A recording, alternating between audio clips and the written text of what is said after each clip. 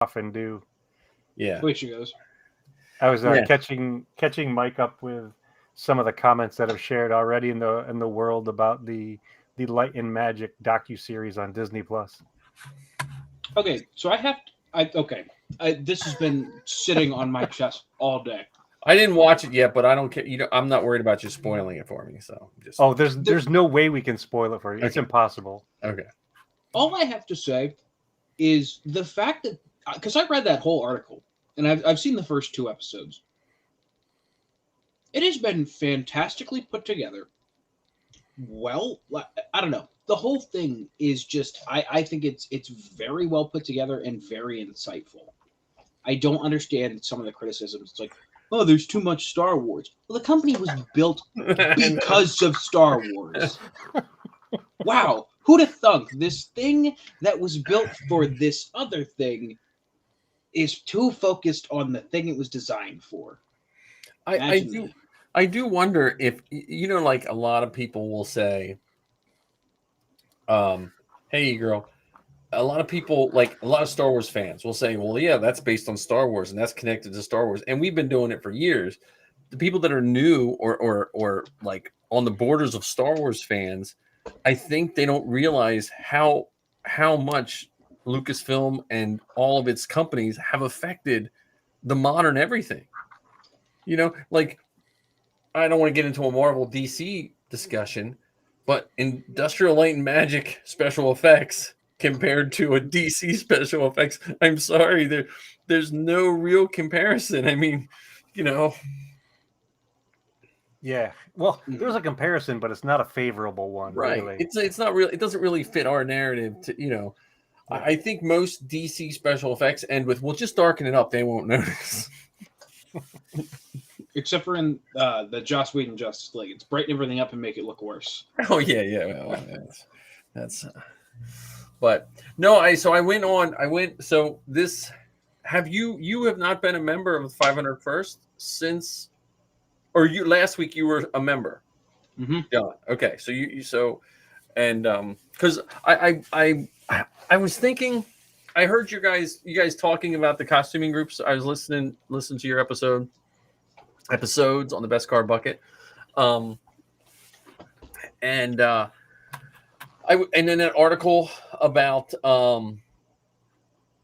the article about uh, being elitist and all this kind of stuff, and it reminded me of two things. I don't have another cousin somewhere, so it doesn't remind me of that.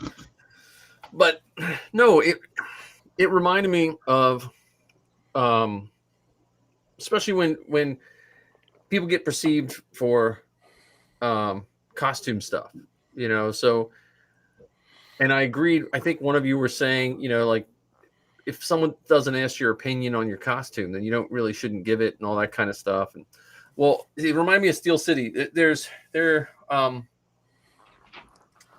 was a kid that comes to Steel City. I was trying to look through his name because he used to do a little YouTube channel. He's probably like 18 or 19 now, but he was a young kid when I used to go there a lot. And he always dressed a homemade costume of somebody. And I remember you saying having all that stuff that people can't touch, which is ridiculous. I 100% agree with that totally. But I remember there was someone there that had a Kylo helmet, a really nice Kylo helmet, and I forget the person even, and they let the kid put the Kylo helmet on. They picked it up, and it was so nice that he got to put it on, and we took pictures of him with it on and stuff like that, and that's what we do. And the other story is there were some guys that showed up in a stormtrooper suit that he bought on eBay from, it wasn't the best, and it was all put together with rivets, right? Two of the guys, unfortunately they're not in the Legion anymore. They took him back into our changing room, helped him take the armor apart, and fixed it as best they could in about 2 hours time. Because At the show. They pulled him back with their own stuff, their own glue, their own, and the kid was so happy, and that's what all the costuming groups should be about. I mean, I agree with standards, and I agree with, like, to a point, but what I noticed it the most is when a Novos hit, because before a Novos hit, in order to join, you kind of had to, like, you almost had to know the secret password to get to where, where to find stuff. Like if you wanted stormtrooper armor, it was a little harder to find. You had a choice of rubies, or you didn't know where to go. You know what I mean? Like you kind of had to. And then when a Novos hit and that armor was really nice, a lot of people started joining, and they didn't need people's help. They just, hey, here's a picture of my armor, let me in, And I think a lot of the people that wanted it to be exclusive weren't happy with that, which I never really liked. Well, so what you just said reminds me, or makes me think of two things. Number one, back to the story about the folks who helped the guy with his riveted costume. Those stories happen all over the world, all over the United States, all over the world, because some of the folks who are in these costume clubs care that much about it and are willing to help out that they do it. However, those stories don't get shared. Right. Those stories don't get broadcast and whispered down the lane. It's kind of like with the negative criticism of Star Wars. The stories get loud and louder and louder, and you hear about the people who act the leader. You hear about the disrespectful, rude Legion member who turned somebody off or said something that was taken poorly or was said poorly. Right. So we, as members of the groups, need to lift up those stories where we know that members of the groups have done amazing things to help other folks. Well, and I've seen Ken in action at the table, and Ken's you're a good person to get people, into the groups.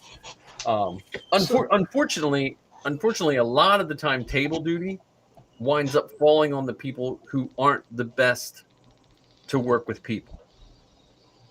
That's the weird reality. Yeah, that's for sure. I mean, it's usually, and I'm not knocking the people to do table duty. It's a thankless job, but a lot of times they're not socially equipped to talk to people in a positive way, because either they were just in costume for 4 hours and they're dead tired, or they were there early in the morning and set up and don't know how. They just, like, I prefer to interact in a costume personally. But I will gladly talk all day with someone and try to, show them the positive things of this. But when I'm at an event, most of the time I'd rather be in costume. Yeah, so so it's funny. There's those 4 different roles at events. There's the table duty. There's the handler. There's the costume person, and then there's the photographer. Oh yeah. I love the last 3.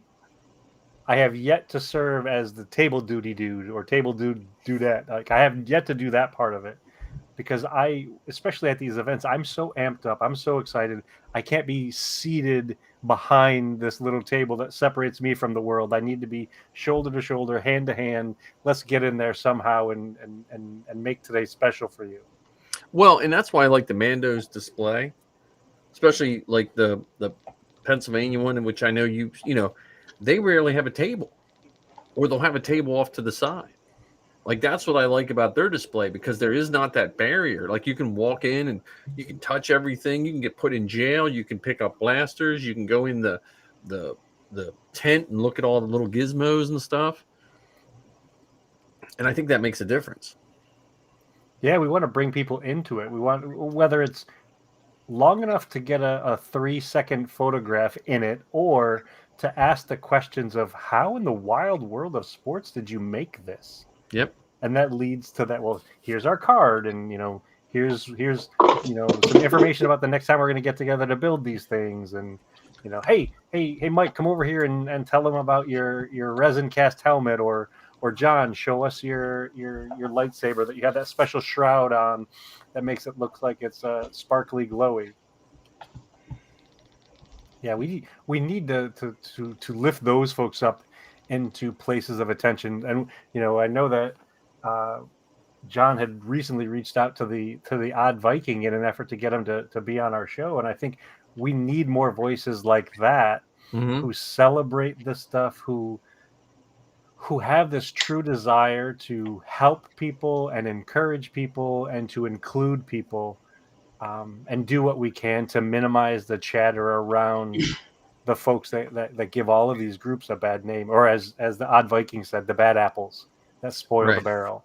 Well, see, we used to do a panel at Steel City, um, um, in the main hall, and it was, it was an intro to 500 First. We all stood up front, and so they asked me the first time I was at Steel City. They said, "Hey, you and the girls want?" I was like, "Sure." So I stood up and listened to them, and then afterwards, I said to them, "We have to change how we do that, because it would start out good, and then all of a sudden it turned into, I spent $6,000 on Darth Vader.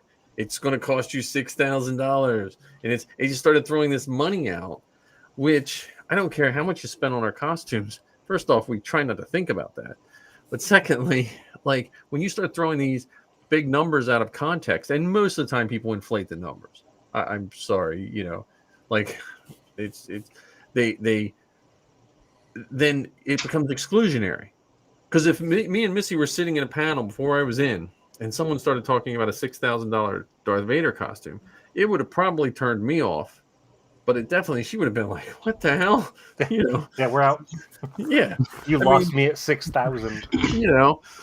And guys are like, "Well, my stormtrooper cost 3,500." I'm like, and I'm standing in my, FX kit, getting as many pictures as them, and I'm like, "That didn't really cost you that much, buddy. I don't know what you're," but it became exclusionary. I felt like it was being used to look at, it was getting used by certain people. Well, look how good I am, but I don't think you can afford this.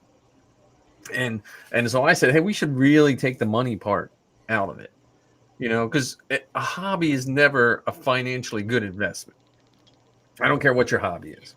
If you're a sports fan and you're buying a sports jersey, you've already broken all the rules of good finance, So, I mean, but I'm just saying we don't do hobbies for that reason. Yep, and that's just one particular costume, but that doesn't mean that everybody wants to have the costume that you're talking about that costs $6,000. Well, and they also don't mention, well, I ordered these rockers that were the original ones used, I mean. Yeah. I never understood how the costuming groups turned into such a metaphorical dick measuring contest, so to speak. Oh yeah. Like, I don't get it. Like, yeah, I mean, it's not a cheap hobby at all, but you do it because it's enjoyable, and you can make it affordable. I mean, Mike, like you always say, there's three things. It can either be, what is it, affordable? Time, money, and skill. Right. And you trade them all off, So if you have a job where you can work extra time, get some overtime, you pay someone to do your sewing. If you know how to sew, you save, but I don't think it's become that. I think it's like anything else. And it comes back to my whole silo metaphor. Certain people want to be at the top of the silo. Like when I used to run the paintball field, we lived in the paintball world. Like my house was piled with paintball guns, and we, that's all I did. Like 6 days a week, I did paintball. I ran a field, this and that. And you'd be having a good old time, and then some guy's like, "Oh, look, here's my, $1,500 angel that I got worked on by Dave Youngblood," and he blah blah blah blah blah. And I'm like, okay, he wants to be on top of the heap, and I'm shooting a $200 Tippmann, So it's hard for me to imagine that a charity group has become so elitist and so exclusionary. Well, I don't think the group has, and I will say this. I sometimes think we get a little full of ourselves when we call it a charity group. We're costumers that do charity. And there's a big difference, because I say to most people, which did you join for? The costume or the charity? Now, the charity helps you justify having your costume, and it makes it a more realistic thing. But I wanted to build a stormtrooper costume. I didn't know that when charity got involved, it made it better, and I'm glad I do it. But we are costumers that do charity. We're not a charity group that wears costumes. And is it that I think sometimes our words are we use our words to kind of circumvent what's really happening.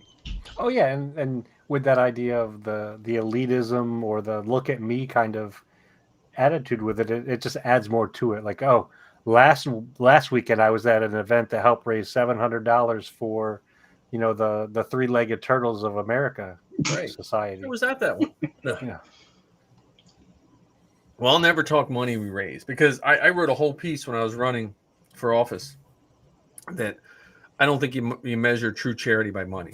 Like the money we raise is important and this and that, but overall we do way more good that is measured by money. When you do a library event in nowhere somewhere town that kids can't get out, because I teach where I teach, there's a town 15 miles away. I have students that have never been to that town. I have students that have never been to a movie theater. So like, and this is, we're not in, we're like 45 minutes out of Baltimore. We're not out in the sticks or anything, you know. And so when we do an event for those people, or when you and I, Ken, were in Philly, there were people taking those pictures. Some of those people probably took their kid to a Comic-Con and spent more than they really wanted to, and those pictures made them even happier because they could do that for their kids and still not put a financial strain on their trip. You bet. And so one of the most surreal experiences I ever had was interacting with a family who had been at an event that I was at a few months before, and they went to show me a picture on their phone of something else. And when they did their unlock screen, the picture of me and their family was on their home screen. And the little boy, because he only saw me as Ken, he didn't see me as Kenix. When the dad told the kid that was me, his jaw dropped. Like, I remember that was so cool. And that's the kind of stuff, to your point, Mike, about the charity, that's the kind of stuff that has the potential to mean more than the dollars and the cents. Either the dollars and the cents you invested in your costume or the dollars and cents that you claim you raised for charity XYZ. Well, and most of the charity money raised, if you took the costuming groups out of it, the number probably wouldn't change. Like we've done the Penn State Dance-a-thon where they raise money for cancer or something like that, and the 501st has a dancing spot in there. I guarantee you, if none of our guys showed up, there wouldn't be a dip in the amount of money. You know what I mean? Like, yeah. It's nice that we're part of it, but I think sometimes we get too fixated on that, that dollar. That's just me. I mean, I don't know. I get frustrated with that money part because I think that's what starts to push you down that, because then people think, well, look, I'm in a group that raised this much money. Your group only raised this much money, so my group is better, and we've had it back and forth. Now, overall, I think the groups have leveled out. I mean, I still think there's some bad actors in them, but I think overall, if you took wherever you work and figure out what percentage of dickheads and fools that you work with, I guarantee the percentage of dickhead and fools in your costuming group is probably smaller. Does that make sense? Logically it makes sense, but I don't know if the math is right. I think of all the people I work with, and percentage wise, if I think of the people that just rub me the wrong way, there's less in the costuming group. Yeah, because it goes back to kind of the inspiration that you were talking about for why you got into this in the first place. I think there are far more people that got into it because they wanted to do good, they wanted to share, they wanted to display than there are the cocky jerks. Yeah, as Han Solo would say. They have the loudest microphone. Yeah, or they get the loudest reaction. I mean, there was that one post that John had shared with us about the person asking, why would anybody join one of these costume clubs? And when you read through the comments, it was like walking through a landmine littered with cow pies. You didn't know what kind of crap you were going to step into. Yeah. And I think those horror stories, those stories of the rude person, the story of the costume club member who said something bad about somebody's costume were were large and in charge. But I think, like I said, I think the three of us and other folks who are in these costuming clubs need to share more of those stories where we know that there are great people out there doing great things. Yeah. Well, And yeah, I mean, and the costuming groups aren't for everybody. I mean, I still think they focus your efforts. I do like that part. I need focusing. yeah, and I mean, even to go back to the post that I had sent you guys, I saw one today that was totally unrelated that just kind of rubbed me the wrong way. Where you know how Facebook, they'll only show you, like, when you're on the desktop version, only show you like one or two like relevant comments. Yeah. Same forum or same like Facebook group. Some guy was asking, like, where's the best place to get like an Imperial officer uniform? It doesn't have to be 501st quality, but obviously, like, I don't want like a t-shirt and pajama pants. Right. The only there was 15 comments. The only comment that Facebook had chose to display was just "fuck the 501st." That was it. Yeah. It was like totally unrelated, not helpful at all. Just I don't know. But that's the one that the algorithm displayed. Right. Well, And that just kind of rubbed me the wrong way. and I think the other thing is, you do have critics of that have criticisms of the main groups. Someone was a jerk and stuff. But then you do have a chunk of critics that are people that just don't want to listen to anyone. Like they just because if you, it doesn't cost that much more to make a costume right. And I think some people just don't want direction, and that's where I like for years they tried to get the costume groups to kind of merge into one, and it never seems to kind of work out, because I know like the Mando Mercs, they have a whole different structure of hierarchy than the other groups. The droid builders have no structure whatsoever. Like they have you're just in a droid builder and they're like, hey, just show up and we'll see what happens. And the Rebel Legion and the 501st have a slightly different structure.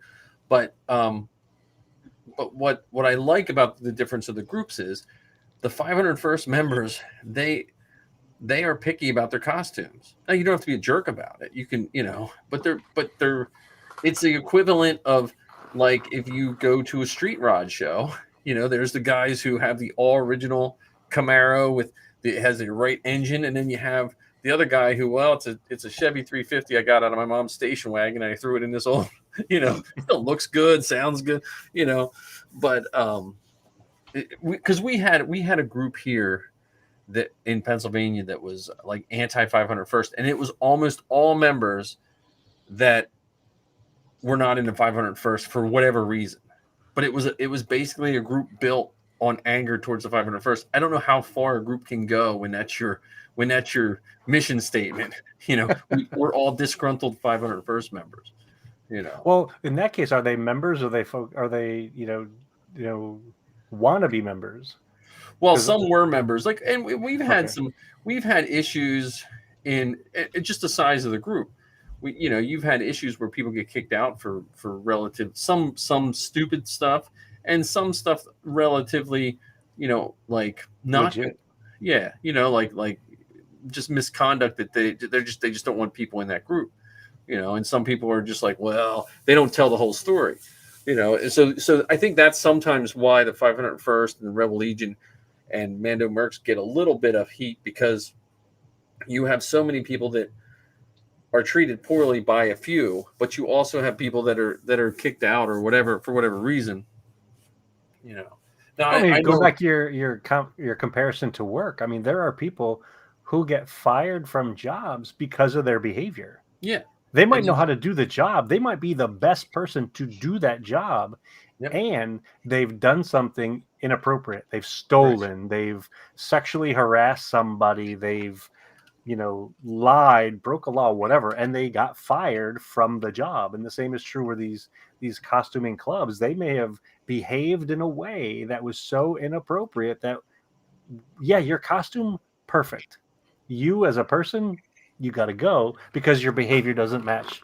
And the groups tend to stay quiet about, like, why, because they don't want to drag someone through the mud, and they also just don't need the hassle, because it's a volunteer group. when it Yep. all boils down to it. You're like, I don't feel like worrying about that. So oftentimes when somebody asks me, which costume club should they join, or if they should join one at all, there are two questions that I usually ask them. The first question I ask, what do you want to do with your costume? Like, if you want to be able to wear your costume to a Lucasfilm event, then yeah, you've got to join one of these Lucasfilm related Yep. groups. Yep. If you want to just get assistance on building the best possible costume, you can still join these groups without getting approved. You can, like, for instance, the Mando Mercs, I'll talk about them because I've been involved with them for several years. You can join the forums. You can go to the armor parties. You can talk to members and get assistance with your costume. And your costume may never, ever get approved because of the kind of costume it is. Yep. So you might want to have a Beauty and the Beast Belle mashup with the Mandalorian, where you're wearing this yellow frilly dress and a yellow armor and all that. It will never get approved through the Mando Mercs, and we can still help you make that the best costume ever. Yeah.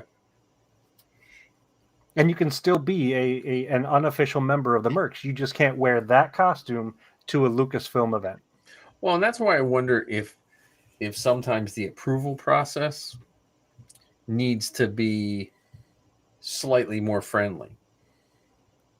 Because I often wonder, because I know, Ken, you submitted yours a couple times for Mando Mercs, and I've heard the story from the 501st, and even with John's costume,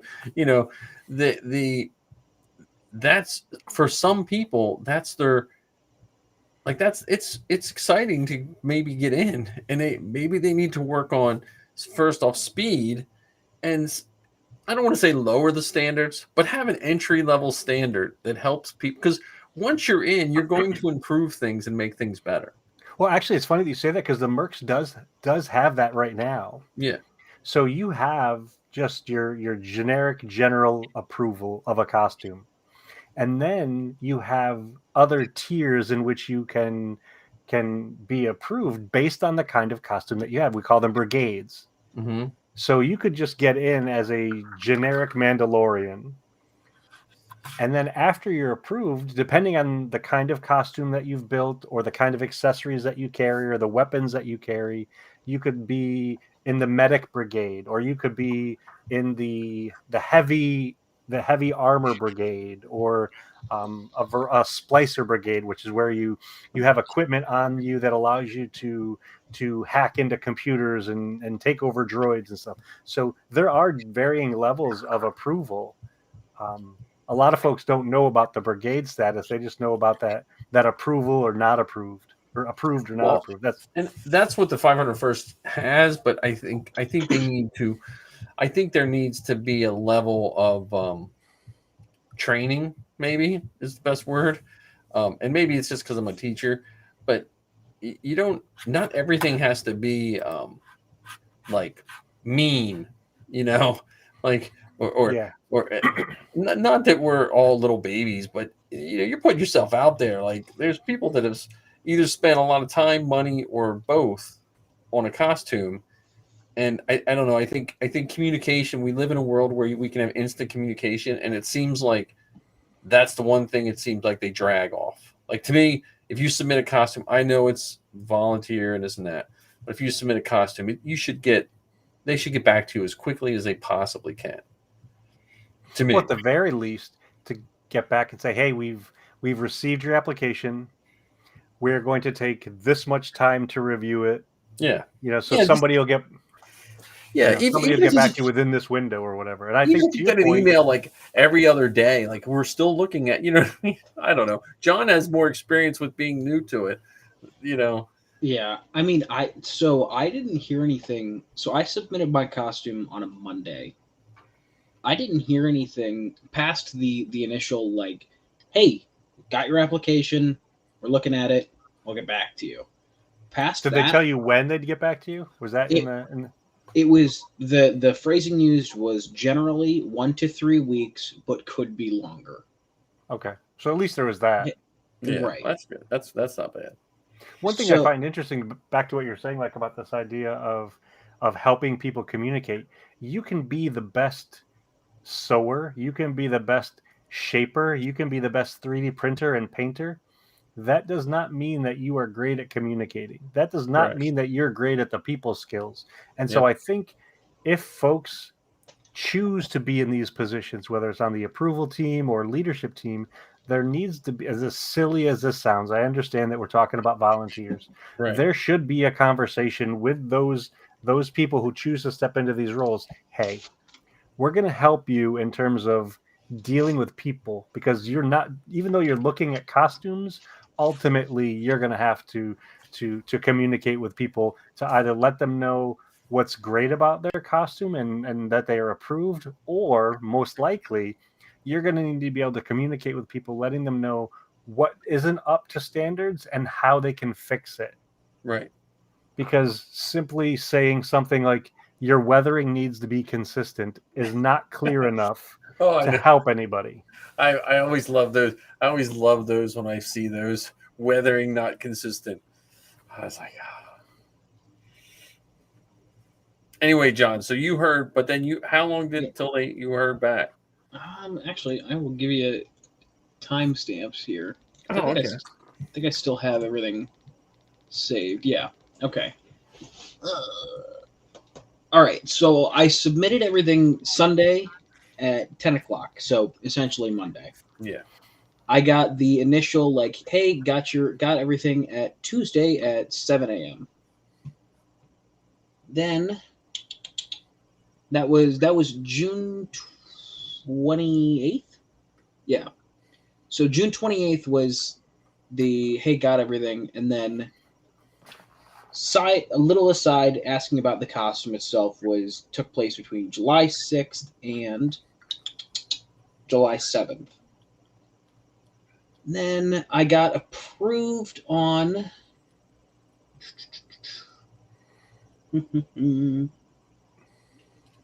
July 17th. So over just shy of 3 weeks, give or take. Oh, you're like a speed racer with your approval. Yeah. But it's still, again, it's still that's still a long time. You know. Well, in our instant gratification world, yes. Yeah, I guess. I'm very curious. I'm wondering if E-Girl or Arc 77 have had what kind of interactions they've had with the Star Wars costumers, and if they've had these positive stories like we've been talking about, or if they've come across some of the bad apple actors that we've also mentioned. Well, I have seen at Steel City, and I even saw a little bit of Keystone. You have a group of people that run right to us in the costuming area. But if you at Steel City, sometimes you can almost see people avoiding the costuming groups when they're in costume, especially on a Sunday at Steel City. It's almost like when there's something in the water and people swim around it. It's like a school of fish, and then you just see they skirt they'll take the wide stance,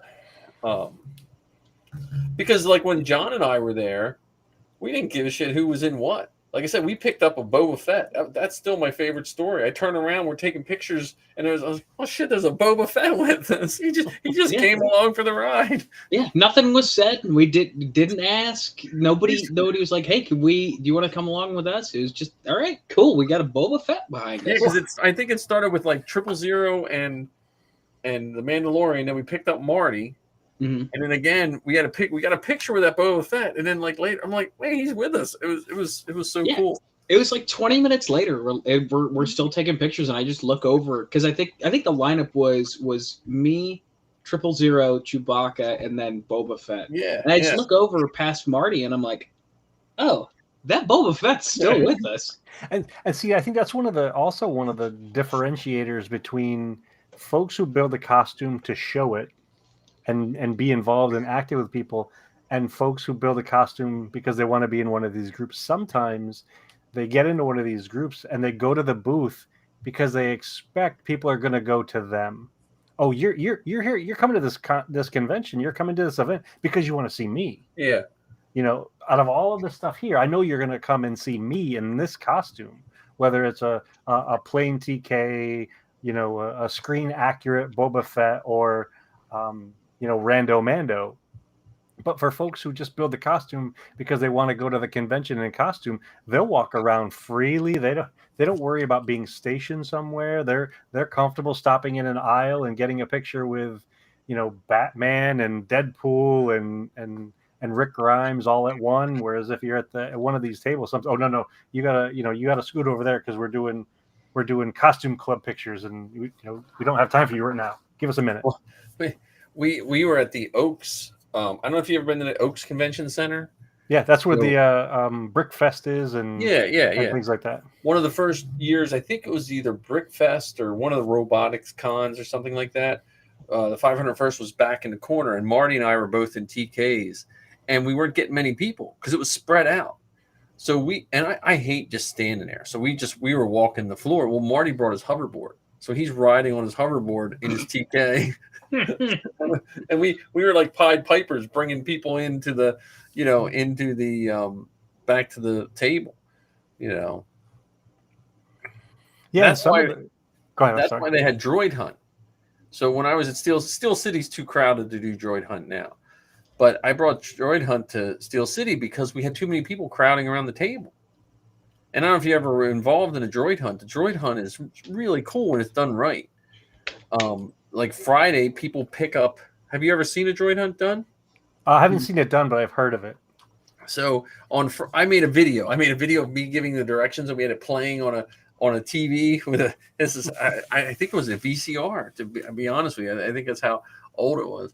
John, have you ever heard of one of those? I've heard of it. Never. So VCR, yeah.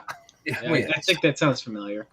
So the directions are that people have to wear these badges on lanyards. I think I had 3,500 or something. Like all these, and you wore these droids on your neck. So you picked them up Friday night. The Droid Hunt was from noon till 4 on Saturday, and we went out on teams. So we signed up as teams. So it was like you had to have people with masks on. You could not have the rule for Droid Hunt. You couldn't have like an officer. You could have an officer in your group, but he couldn't be the person asking the kid. You were supposed to say how long have you had those droids or whatever, and then you take the card from the person on their lanyard and you give them a ticket. Then they take the ticket back and put it in for the drawing on Sunday. And then the teams, once we collect 10 droid cards, we take them back and we get a tally. So the teams the people are competing to win prizes.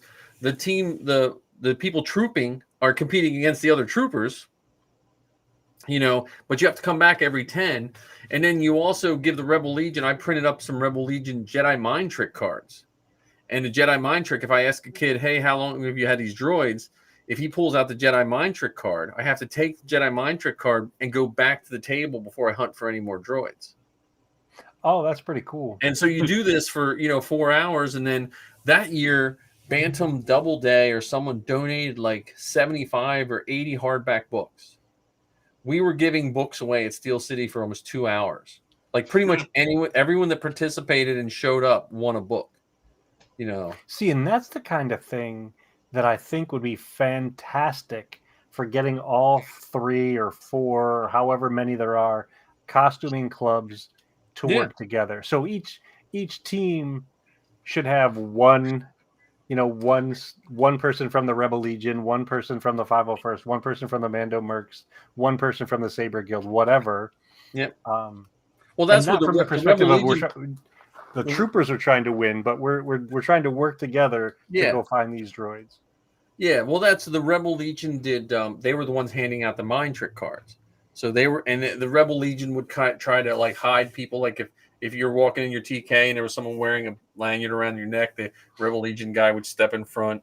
Oh, that's fun. Okay. That's even more creative. Okay, so, I see what you did there. So it was good. It was just it's a lot of work. Like I worked on that thing for 4 months before because I had to get the artwork, and then I had to send all the artwork to the 501st, which then had to be approved at the Legion level because they had to submit it to, I forget who was, I don't know if it was Mary Franklin back then, whoever was in charge of like the PR. Well, there's that one person that's in charge. He goes through all the costuming groups to make sure we're not going too crazy with our Now, how did the convention attendees get involved in the droid hunt? What did they have to do? So all they had to do was, so like I said, I had the directions were we just had to sign up, pick up your badge for the droid hunt. The droid hunt's from noon to 4 on Saturday. So all they had to do was be in the convention. Friday night, they picked up their lanyard from us with a droid badge. I think I showed them to you when you're at my house. They're like big cards. And they just had to wear them around their neck between noon and 4 o'clock. Yeah, see, I'm just wondering, what about the person who just comes in on Saturday and doesn't come in on Friday? It was made. So when we sold it to the convention, it was like, look, here's something that would maybe make someone buy a 3-day ticket. Gotcha. You know what I mean? Like, look, they pick them up on Friday. We do it on Saturday. They get their prize on Sunday. So there's a reason, you know what I mean? That's like, it's a benefit for your, because a lot of this stuff, like we had prizes and stuff. Most of the time, the droid hunts, they have like 20 prizes. We just had a shit ton of prizes. And then I printed up, I used an Excel spreadsheet and I printed up tickets. So they were all numbered. And then I took a perforating tool. So I made a little tear off, and it's a droid hunt. It had our logo on it. You can tear the ticket off, and they would just fill their name in, and then we would just do a drawing. And they had to be present when we were doing the drawing. I just put the video of me doing it. I found the video when I was cleaning up videos. I put it on TikTok of me just calling out numbers and stuff. And we gave out a lot of stuff. We were back. The problem was the video I showed was when we were the second time we did. The first time we did it, we were back in the corner of Steel City, and we didn't have much room, and it was fun. Because I'm wondering nowadays with folks, when they buy their tickets, they get the QR code. I'm wondering if participation in the droid hunt is something that they could select as extra to do. Not there's no fee to it. Yeah, but they select it as extra, and dude, there's a whole section on the 501st boards. Like I know they've changed some of the rules. There's different variations of the droid hunt, but when I did it, like you had to follow, like they were like, you have to do it this way. It has to, you know what I mean? Like, like it had to be, but that's when I discovered bargain basement prints, because I had to print all these cards, and then I went to my school and I said, how much does a roll of lamination cost? It was like $75 or something like that. I said, if I buy a roll, because I only need like a half a roll. If I buy a roll, can I run it through the school laminator? So I just, after school one day, I just stood there and laminated a couple thousand cards, just, and then I had to hand punch them, and we used yarn because I couldn't buy like whatever 2,000 lanyards or whatever it was. I was like, I didn't want to buy, I already bought all the cards, but it was fun. I mean, it did, but you need a lot of troopers. And I think because of COVID, I think there's a slump in the amount of people showing up sometimes than what we used to get. We used to get like 80 people at Steel City show up. 80 costumed people? 80 costume people show up. Holy cow. I don't think I've ever, other than Celebration, I don't think I've ever been to an event with that many costume Star Wars people at one time. They used to give us unlimited access. They would give us 2 rooms and a changing room. And on paper, we would have 80 people. I think the most I ever saw in costume at Steel City was probably like 25, 30 at a time. But still. That's bonkers. Now that reminds me, Mike, are you planning on trooping Steel City in December, or are you just going to go? It all depends on what we get done. If I have Vader done, I'm trooping. I'd hope so. You've got, what, 5 months now? Yeah, I should be fine. Like I said, I'm knocking out all this little stuff in my garage. I'm just going through, I'm just going on a shelf. Whatever's on the shelf, that's getting done. So I have a little bit more work on my one Biker Scout helmet. I got to put some finishing touches on the Ezra one, and then that clears up a whole shelf. I'm just going through and knocking them out. And how's the Clone Trooper coming? The Clone Trooper's still sitting where it was. I have to mold the helmet, because the helmet it came with is the fatter helmet. Mm-hmm. Even though the one's a little tighter fit, I like the looks of it. My old mold, the one I think you made, Ken. Did you make one? I made one. Phase 1. Yeah. I like that. I like that style better than I have 2 molds. I have the slightly wider mold and the skinnier mold. I like the skinnier mold better. the one like you made, Ken. I just think they have a better aesthetic. But they're a tight. I identify as a slender clone. Yeah. Well, my problem is if I make it too thick, it won't fit over whatever this bone is on my, so I have to make. Yeah, I don't know. I got high cheekbones and high whatever bone this is, whatever this like Neanderthal bone. Well, if you ever give up on it, I will pay you exactly what you paid for it. Yeah, I don't know if I don't. Well, I don't know. I might. You catch me on the right day, I might take you up on that because I look at it and I'm just like, oh, do I really need this project? Oh, I still have Vader to finish. I know. Well, that's what Well, that would pay for my lightsaber. Yeah, I just it was when I saw that TK armor come up. This is so, and I don't want to harp on the elitism of our groups because I think we've talked about that enough. But there's two things. When I saw that it was for members and cadets only, that rubbed me the wrong way. Like if I was selling something, like let's say I decided, hey, you know what, I don't want that clone kit. And let's say I didn't know you, John, and I didn't know Ken. And let's say for some reason I don't want that clone kit, and I'm going to basically give it away for like $50. I could see someone saying, "Look, I just want to give it to one of the members." I could understand that, like just trying to keep it in house. But when you're selling something that's not that cheap, it has a lot of extras, but when you're selling something that you decided to buy tons and tons of extras for, you can't really include that in your price. Well, I recently saw it was on one of the Facebook costuming groups, and someone had a bunch of accessories that they had purchased, and I don't know if their post was a typo or not, but it said something to the effect of, "I paid X for this thing, and I'm going to sell it for more than X plus shipping." Yeah. Because I can understand it the other way around. I paid more than, like, I paid X, and I'm going to sell it for X minus. But no, it was, let's say it was $50. I bought this for $50. I'll sell it to you for $60 plus shipping. Yeah. I'm not going to use it, but I'll gladly do the markup. Yeah. I was going to throw it in the trash, but I think I'll charge you even more for it. Yeah. The other thing is when I was at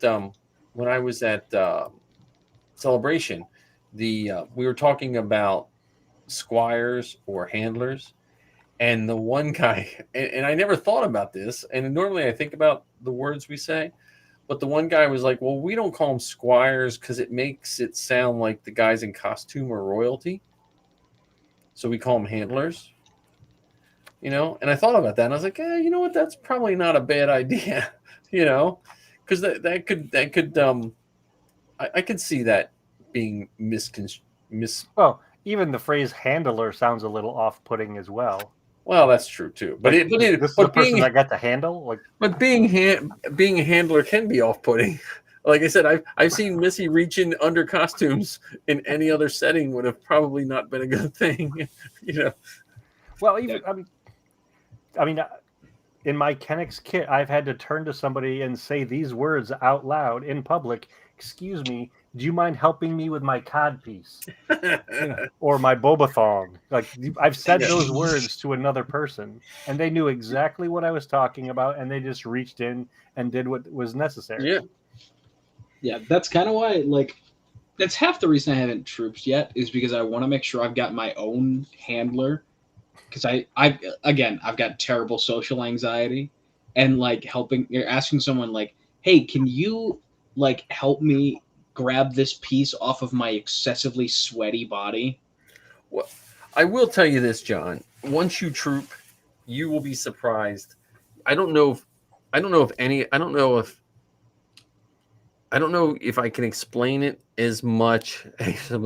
That helmet's still on the shelf, so I'm get to it. It's on the next shelf to be done.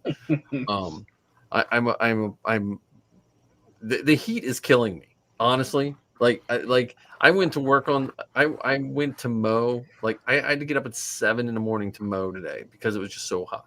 I knew at least it'd be done. No, but once you go to an event, John, especially when I heard you talking about that, watching you at Steel City, you're going to have a blast. because you were in that costume, you were a different person. And you're doing Kylo, which I know you like the Mandalorian, but I don't think you're going to feel the full power of being Kylo until. And on top of that, because your hair is cut, you can remove your helmet as long as you stay in character. Mm-hmm. You know, so like I know Karita, they have a rule: we're not allowed to remove our helmets in public areas ever. And some garrisons have that, and some garrisons don't. It just depends on the garrison. But most garrisons, and most people don't follow this, they try to. Most garrisons, you're supposed to stay in character. So with your costume, you can pull that helmet off and still be Kylo. Like I'm always in character as a stormtrooper. I try to be when I'm trooping. And now sometimes it might be a funny character, like if the kid will ask a stupid question, I try to give him a stupid Star Wars question back. Like, hey, like I was at an event this last, I didn't take my blaster. The school said we could have our blasters, but because of recent whatever, I didn't feel comfortable having a blaster hanging on the side. So the kid asked me, hey, where's your gun? You know, and I said Darth Vader wouldn't let me bring it to school. You know, like it was just, so it was in character, but it wasn't in character. So I think I think the Ohio garrison, at least the people I've met, seem like really chill. Mm-hmm. Like, you know, and a large percentage of the people I troop with are the same way. So I know sometimes I might come across slightly mildly jaded, but overall the experiences I've had, and when you get in and you start meeting those people, we're all socially awkward, more than we think, you know, until we get our costumes on, you know. Oh yeah, we're just a different kind of socially awkward. Well, then we can rack it up to the character. I mean, John, you're going to be Kylo Ren, and I don't know if a lot of folks know this, but spoiler alert: sometimes Kylo Ren can be a jerk. Yeah, he throws temper tantrums. He breaks stuff. He tries to, you know, penetrate people's minds. He's not necessarily a nice dude. So you can get snarky. You can, you know, without getting borderline, you know, rude. Right. One of the things I've started to do at events, and I don't know if this is a good thing, a bad thing, a right thing, or a wrong thing, I just know that I do it, that if I'm in costume and then there are other folks in costume who are behaving in ways that don't match with how I think we should, I just move. Like, yep. just like, okay, I'm gonna go over there. I'm gonna stand over on that side, or I'm gonna patrol the floor. You do whatever you're doing. I just don't want to be too closely associated with it, so I'm gonna go over there. Yeah. Oh, definitely. Yeah, definitely. That's well, and you know, and you'll find that. I mean, I get frustrated when people just stand like a mannequin. You know, like I understand. Like sometimes stormtroopers have to. Like I've been to events where they're like, okay, we need 2 stormtroopers standing on this side of this door. We did a fundraiser for a museum, and they just wanted stormtroopers standing on each side of the door. So I basically had to stand there. But if you're at a convention, a picture with a whole crowd of people doesn't really do any. If you spread out, and then you can be taking 7 and 8 pictures at a time, you know, and you can be interacting with people. Yeah, like I'm really excited for. So I've signed up for 1 event so far. Technically 2, but the other one is in March. So, but I'm really excited because first off, it's 20 minutes down the road from me. Oh, that's cool. And 2, it's an evening event. So it's what it is it's an art gallery that has like a cosplay theme to it. So they invited the 501st. Yeah, that should be a lot of fun. And the other thing is it's so there's every month at the beginning of the month there's an event it's in Canton, Ohio called First Friday. It's exactly what it sounds like. The first Friday of every month, it's like a massive block party. All of downtown gets shut down. Like people are just going to different restaurants and bars and having a good time. So, that being said, a large social event, because the event's only 3 hours. It's from 5 to 8. So it's all just I figured afterwards, I can at least go out and have a drink and kind of celebrate a troop well done, in theory. The other one is Fan Expo in Cleveland, and that's in March. Oh, that'll be a big one. Yeah, Yeah. that's a good one. They already they reached out it again. It was only 4 months ago, and they already are like, "Hey, you coming back for 2023?" So, yeah, I know that's definitely one that I'm not going to want to miss. That's the kind of event that you start, paying attention to who the guests are, because sometimes the guests react really positively to certain characters. So Right. Oh it's yeah, too bad Canton is 7.5 hours away from me. Hey, but Well- Cleveland could be Cleveland's further. I forget you're south. Well, the other thing is with the guests too. If you catch them on the right, the right time and what they like, you'll be surprised at the interactions you get with guests. Heather and I spent probably 45 minutes hanging out with Tony Todd and Daniel Logan. Not necessarily at the same time, but individually. Oh yeah. Well, Daniel Logan is the nicest dude. He every time he sees Zoe, he runs, and the couple times he's run into her. So yeah, I'm trying to think. I'm trying to find. So we trooped, which I hope you get to troop with her. She's from Maryland, because your costume would. Let me see if I can find her. There we go. See if I can share this picture. This is your goal of Sam Kelly. She's from Maryland. She does a ray. Ah. Her ray is ridiculous. She's got the little boots and everything. Oh yeah. But does she have the Phillips screw on her? Phillips head screw on her bow staff? I don't knowing her, yes, probably. If not, she's a fake costumer. Well, she's a graphic designer for Disney merchandise now. Oh, very cool. She if I remember correctly, she designed the BT action figure for Kenner when she was an intern. When was that? I wonder if she would know Demetrius and Anthony. This would have been a couple years ago. Because when I met her, she had just graduated high school, so that would have been Force Awakens time. Oh yeah, I think Anthony and Demetrius were out of Hasbro and Kenner by then. Probably. And I was just kidding about the fake fan thing and the screw on her bow staff. Oh sure, Ken, you're on the. Now I've become the apologist. I'm sorry. Don't cancel me. We're gonna have to. Yeah, sorry about it. The Inflatable Falcon is now down to 2. Actually, looking at this picture makes me think of a question for John. Hey, John, have you been practicing your Kylo poses? No, I've been so swamped with other things. So the best part about it is you can do it wherever. You can be standing around in the showroom and then break out into a pose with a broomstick or whatever. And folks, have someone shoot you with a Nerf gun and just hold your hand out. There's the Nerf guns that shoot those little round balls. Those are dangerous, man. You need glasses with those. Those hurt. Look here, I have notes. My note was card. I was thinking, I still think you guys need a card of John's Mando on one side and your Kennex on the other side.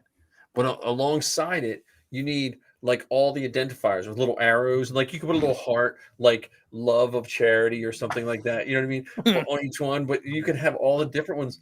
And then that would be a good handout card. What if that thing was in the middle, and so our pictures are on the side and down the middle, because that way it could have arrows going in both directions. Yeah, there you go. Like for instance, my Kennex, his rangefinder's on the left side.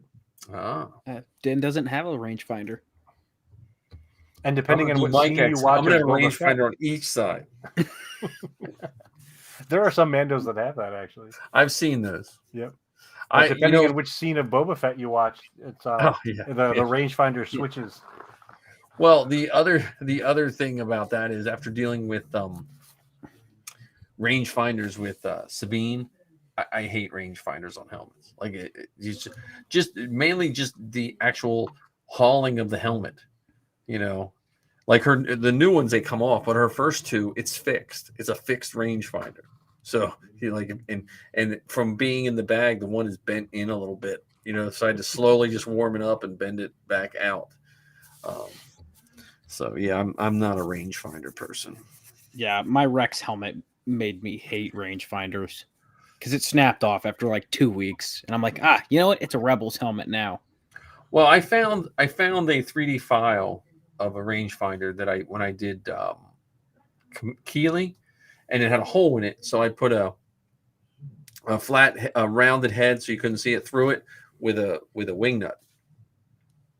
Oh, see, I use Chicago screws for mine, and Yeah, I've got the rod of the rangefinder is aluminum, nice. and then Well, I just used the wing nut and for that one I used if you ever use the Montana Gold paint, Yep. you know how it has that ring that keeps it from working. Yes. It's a rubber ring. I use that so when you tighten it, it doesn't over tighten it, so it'll still move. But where's the wing nut part? The wing nut's on the inside. The bolt comes in. There's a So flat the wing washer. nut has the potential of rubbing in your face. It's put a piece of foam over it. Don't it's cry short. about it. Yeah, I got hit in the eye. I'm a pirate. Chicago screws, man. Chicago screws. I do love Chicago screws, but the guy at Home Depot didn't know what a Chicago screw was last time. He looked at me like I was talking foreign language. I was like, I think that's a Home Depot thing because when I went to our local Home Depot here in Jersey, it was the same thing until he yelled down the aisle to some other like senior citizen coworker who was up on a ladder. Yeah. And I kid you not, the response back was, "Are you talking about sex bolts? Do you need some sex bolts?" I'm like, dude, first of all, no. Second of all, don't yell that. Well, you know what's the best? The best thing about a Chicago, I use the Chicago screws for the 3PO helmets. So you know what the extenders for this is like the most boring part of podcasting here. You know what the extender for a Chicago screw looks like? It's like threaded on one end and it's open on the other. I usually sink that in steel stick, and then that gives you a threaded hole to put the other piece in. So, that is riveting. It is. Oh Jesus! And the little brass. Quit screwing around, John. The little brass fitting that fits on the back of the 3PO head that the antenna holds it in place. That's a window hanger. That's one of those brass window hanger or picture hangers with a big circle in the end, and then you just tack it into a back of a picture frame. Really? Okay. Yeah, that's what it is. Man, that's pretty creative. You nailed it. Dude, I was Stop it. You know how you have all those drawers of nuts and bolts? When I was getting 000 ready for Chicago, I would literally just go stand in front of those drawers and think, okay, this is what I need to do. And I would buy those little paper envelopes that you have to write down the code. It would just be a random assortment of crap. I have 2 full drawers of stuff that didn't work. Oh, I'm sure. I think that's every crafter, woodworker, whatever has that collection of random things that you hope someday you'll use for something, and then when you go to need it, you find the one right thing. You're like, oh, now I just need 7 of these. Yeah, but I don't know where I got these from. They were just in this, like you said, this envelope or this drawer. I had an uncle who had those little plastic drawer things, and he had everyone labeled like perfectly. Like if you needed a whatever screw, and it was perfect. And then I was raised by my grandfather. We just had Folgers coffee cans. They were all in there. And when it was full, you just sit it on the shelf. And when we would work on cars, we would just fill these cans. And then when we put the car back together, you just hoped you didn't have that many left over. I'll do you one better. So my grandfather passed away back in May. And my parents went down to help my grandma just kind of like get all the things that he had that she has no use for. I shit you not, the man had 6 5-gallon buckets full to the top of various screws, nails, random pieces of hardware. And I asked my dad, I'm like, hey, what's, because we're unloading it from the truck. I'm like, what's in all these 5-gallon buckets? They're incredibly heavy. He's like, oh, screws. I'm like, what do you mean And screws? your dad took them though. That's the funny part. From Oh, where yeah. to where? Where did he bring them from, and where did he bring them to? From How grandma, far away? Hour and a half. So 3 hours worth of driving for multiple pounds of screws and nuts and bolts. Well, there's more than that, but that was probably, that and the grill were probably the two main things that he went down for. But he went down for the 5-gallon buckets of screws. Those could hold down the inflatable Falcon better than Yeah, there you go. sand. Yeah, but I was dumbfounded. I'm like, so because they had moved, my grandparents had moved, I think a year or two ago, from a house that they owned and they'd worked on and done all sorts of things to a condo that was they've got their own people to do their own things. And I asked him, like, look, I get it, but why did he bring it from home to the condo? Like, You're always going to sort it if someday. It's, and I was like, okay. I'm more so amazed that he had 6 full, not to mention the Folgers coffee cans on top of that. Well, this is where you start messing with your dad. Hey, Dad, can you go through? I'm looking for a wing nut. Can you check out Grandpa's buckets? Yeah, you want to dig through one of those 5-gallon buckets that. My grandfather had some of those in the basement, and unfortunately, our basement wasn't the driest place. So what would ultimately happen is he'd put all this stuff in and forget about it. You would go to look for something, and it would just be a rusty mess. Yes. So you're gonna do one of two things. You're either not gonna be able to find what you're looking for, or you're gonna get tetanus from digging through it, trying to find what you're looking for and not find. Yeah, my grandfather, our garage, we had a big garage and then 2 garages we painted cars in, and they were dirt floors with old carpet.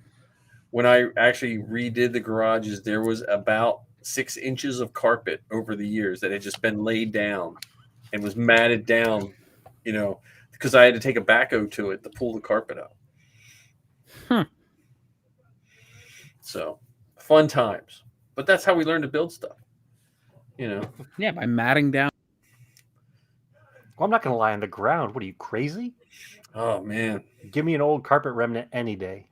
Yeah, I was so happy the first time I had to work on a car in my new garage with a cement floor. I was like, man, I can use a I can lay on a dolly and roll under it. What? I don't have to put 6 boards under the jack so it doesn't collapse and smash me like a, we used to have just a stack of boards for jacks. But like my grandfather would have got a kick out of all the costume building. He would have been the Greedley man. Like if I would have been doing this when my grandfather was still alive, that's where I would have, like, he would have been the droid guy. Like he would have been where you went to get all your Greedleys for your droids, because he had like the anchor. When we went fishing one time in the boat, the anchor was 2 Singer sewing machines tied together with a chain. That was the anchor. It was, of course. See, I wish my mom and or my grandparents were still alive, because my mom and my grandmother were seamstresses. When I was a kid, they would, unfortunately and fortunately, they would make some of our clothes, but they knew how to make patterns. They knew how to they attempted to teach me the rudimentary basics of sewing, which I picked up some of that sort of stuff. I've forgotten more than I remember, but they could. I mean, my grandmother would do wedding dresses and hand embroidery stuff. Nice. So I bet you're kicking yourself now for not remembering it. A million times, yes. And I know that they're laughing at me, saying, "You should have paid attention. You were too busy trying to avoid us getting outside." Yeah, my grandmother taught me how to sew, and she had an old. I wish I had her old sewing machine. It was electric, but it was like just like right after they went electric, so it was simple. It was literally you put something in, make sure your finger's not near the needles going right through your. Like you could sew, like I think you could sew like wood with it if you had to, But so this week I worked on Zoe's jetpack and I was trying to do the magnetic backpack and it did not work. So I just got a new set of magnets and we'll see. Because Did you check out Redman Studios? I did not. Because then I wound up taking off what I did and put elastic strapping on it where she could tuck it under the shoulder armor, so you'd only see a little bit of the straps. I just don't like it. It'll work, but I just don't like it. Well, with the Redman Studio harnesses, they actually go under the vest, and there's a little cutout on the vest where the jetpack support goes through. But Sabine doesn't have that. The problem is Sabine doesn't have a vest. Yeah, but doesn't she have a top?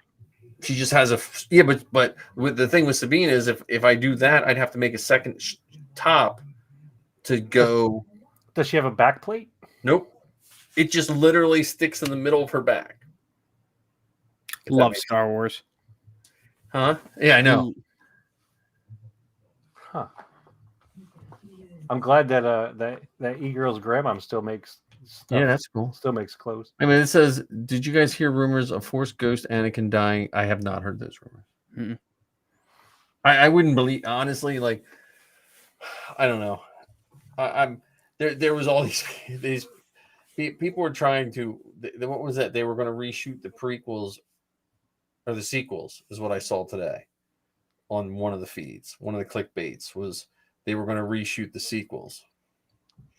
Well, I had seen a clickbait article that Kathleen Kennedy was going to be out at Lucasfilm. Oh yeah, I heard that like 4 years ago too. Yeah, Life Force drain or something. Yeah, I don't know. I don't know what they'll do with. I'm. If you heard it from Mike Zero, it's probably a load of shit. Oh yeah, who's that? That's from what podcast? Oh, I don't even know. Rebel Force Radio, something like that. No, I think it's his own thing. No, yeah. I think it's his own thing. I think I mean, from what I would not be surprised if the Ahsoka. I don't think they're going to upstage Ahsoka with Anakin, to be honest with you, and I don't think they need to. You know what I mean? Mm-hmm. Because like Obi-Wan, you kind of had to have Anakin in it. I don't know if Ahsoka. I think Ahsoka's Anakin arc is finished.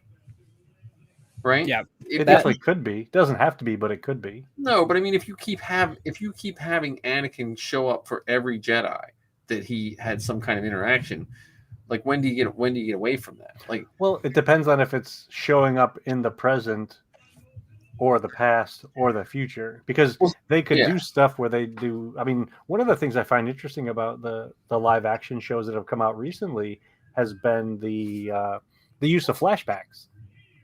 That's been far more prevalent in these new live action stuff than in the movies and so on. Well, see, I would love to see a flashback, but I still think just because you have so much stuff untied, I think it's going to be moving more forward towards the Rebel storyline than it is towards the other stuff. Because I was saying to Zoe the other day when they did the lightsaber fight with Kenobi and Vader, and he busted his helmet and stuff, and I know they busted the other side. And John and Zoe actually talked about it on Zoe's podcast. But I also think that was done for the people that don't watch the animated. There's a large percentage of Star Wars people that do not watch the animated. Well, I think it also was done in an effort to connect to A New Hope. So I think it was kind of a combination of both. Yeah. Oh, yeah. But I mean, every Star Wars fan loves to be able to lean over and say to someone else, "Hey, well, there's more of this there." Like when we were kids, you leaned over and say, "Well, that guy's name's Walrus Man because I have the action figure," And then when they came out with the special editions were so cool because you had the. But no, wait a minute. Was that before or after? That you had some of the resource material that you could point out stuff. Yeah. So so it was the what was the Coast RPG game? Yes. West Wizards, Coast. West Coast or West Wizards Coast of the game. West Coast West- games. So those came out, and then the special editions came out. Yes. So you could say that rank, because remember the Imperial one had all the rank badges. Told you what the ranks were, and you could say, oh, that guy's ranked so and so. You know. So I think I just hope they keep moving forward. I'm not going to after the Kenobi show, I definitely am not second guessing anything. I think Andor is going to be awesome. I think it's going to be very divisive because I think it's going to be hard to skip the politicalness in Andor. It's going to be what the Vietnam / Return of the Jedi type, but even more so. You know what I mean? Because at least when Return of the Jedi, it was 8 years after the last people left Vietnam. You know, I anticipate somebody saying this is not a direct quote in the future, but I anticipate someone saying something to the effect of, "I wish we could go back to Star Wars when it wasn't about politics." I know. Oh, I think people are already saying that. Or I wish they would do Star Wars without the comedy. Oh yeah. Because at some point they got to have K2SO in there somewhere. Yeah. Well, I'm curious when he comes around though, because I remember there was rumor that he wasn't in the first season. Yeah, that's been confirmed. Yeah, okay. I was gonna say it's not a rumor. But you see, my idea for a comedy, I want Seinfeld. I put it on Facebook today. I want a Seinfeld sitcom with Owen and Aunt Beru. That's what I want. Tika, don't forget Tika. Yep, Tika, and Ajax Citizen could be Kramer, and see, I like the idea of it. I would just like to have it in one of the either in Mos Espa or Mos Eisley. That way, you have like an actual apartment building where these folks would come in and out, like in Seinfeld. I mean, when well, yeah, but I was thinking. See, now this will really age me, but I was thinking the Jawa could be like Mr. Haney. Remember Mr. Haney from Green Acres? Right, the guy who wasn't he the guy that just came and sold shit? Like he just showed up. So like the Jawa just shows up, and then what's her face? That's what he did in the Kenobi show. I mean, he just shows up. Not only did he show up and sell stuff, he showed up and sold stuff that he stole from you when you weren't home. Yeah. So it's weird what they've done to Jawas, in the sense that, like the Mandalorian, like the girls would have loved and probably cried as children when they were first Jawas. That second episode of Mandalorian. They got disintegrated Because I remember showing them troops when the trooper shot the Jawa's head off. I wasn't thinking. I just I was like, hey, you guys should see these Jawas, and Actually, going back to Zoe's podcast, I was listening to it on the way to work today. And is it my imagination, or did it just drop off at the very end, or did I do something with my? Well, you know what? I haven't listened all the way to the end yet. Just I was listening to it when I was mixing it. So you know what? That I will check. Because sometimes that's me. Okay. Sometimes I didn't know because I was listening to it while I was driving, and then when I got to work, I didn't have time to go back and see if I accidentally fast forward to the next episode. I'll have to check because I didn't listen to I have like 10 minutes left to listen to. Because I when I edit it, I try to just throw it in there, throw the bumpers on, and put it up. Because I don't like to listen to it until I hear it like everyone else hears it. And there is occasion where I'll either do something like one time I downloaded the wrong audio twice, so it was the wrong episode twice. I did it because I can't access SoundCloud is blocked by our filter. So if I mess something up, I can't fix it till I get home. So. And going back to what you're talking about with Jawas, I'm just so glad that the folks who are involved with Star Wars now are willing to include non-human characters. Yes, they always had Chewbacca and C-3PO and R2-D2, but some more of these other characters that we've seen on the screen for a long time that were just there, but now they're more actively involved in the stories. Yeah. That's why I think with the Ahsoka show, They got to bring in Hondo. I mean, come on. Yeah, I Yeah. would, but see Hondo. I could even see Hondo being slid into Andor in passing, like not It as could a work. Yeah, but not how as a. old is he? How old is Hondo? Well, he was in Andor takes place. We don't know his species, so we don't. He could be. But We know his species. I know, but I mean, we don't know how they age or anything like Oh, that. that part we don't know. So, but Well, so I mean- he was in Rebels. So You- Rebels takes place after Andor. And he's in Batu, which is technically canon. Yeah, and that's He's in Batu now, though. In the First Order time, I don't think he's there. No, but in I'm Rebel saying so time. he's alive in all. He could be in any of these shows. Right. Okay. Yeah, because he was in the Clone Wars, then he was in Rebels, now he's in Batu, so that gives you all 3 trilogies to work with, and obviously all the space in between. That would be a fun costume. But I think if I was going to do that costume, I would do prosthetics rather than a mask. Because the few that I've seen, like I saw some really good Hondos at and the same I see it with Cad Bane as well. If you're not careful, the mask makes you look like a bobblehead. Like yeah, and I think it's also hard. Isn't it hotter than prosthetics? yeah, but it's Yeah. way cheaper, and it's easier because the prosthetics, you have to. There's some skill, plus you have to put makeup on, and you have to get it. You got to make a life cast of your face. So when you make the prosthetics, like to me, like before I knew Marty, they had a life cast party. If you guys ever get invited to a party where they do life cast, go. It doesn't matter how much it costs you, go, because they'll make you a life cast of your face. And then you have that. It's made out of basically this stuff that's like concrete. And then any costume you make, you can actually work on it on your own face. So like when Marty makes his Chewbacca masks, he built it right off of his own face. So when he wears his Chewie mask, it fits, the underskull fits his face perfect. Like a glove.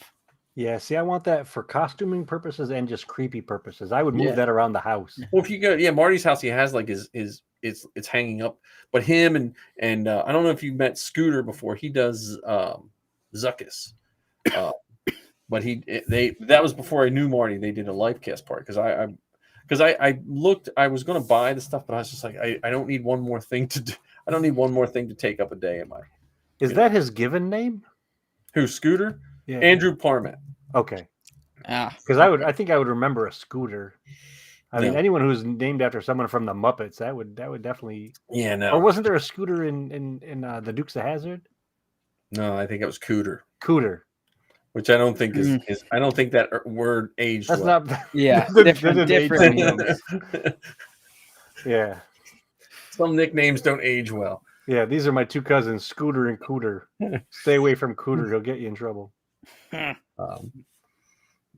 But yeah, life cast would definitely, because if you were going to do a Hondo, a life cast would definitely, because even if you made a mold, that you'd make, so if you took a mold of that, then you would use that as a positive. So when you pour in the latex, you would have a perfect fit.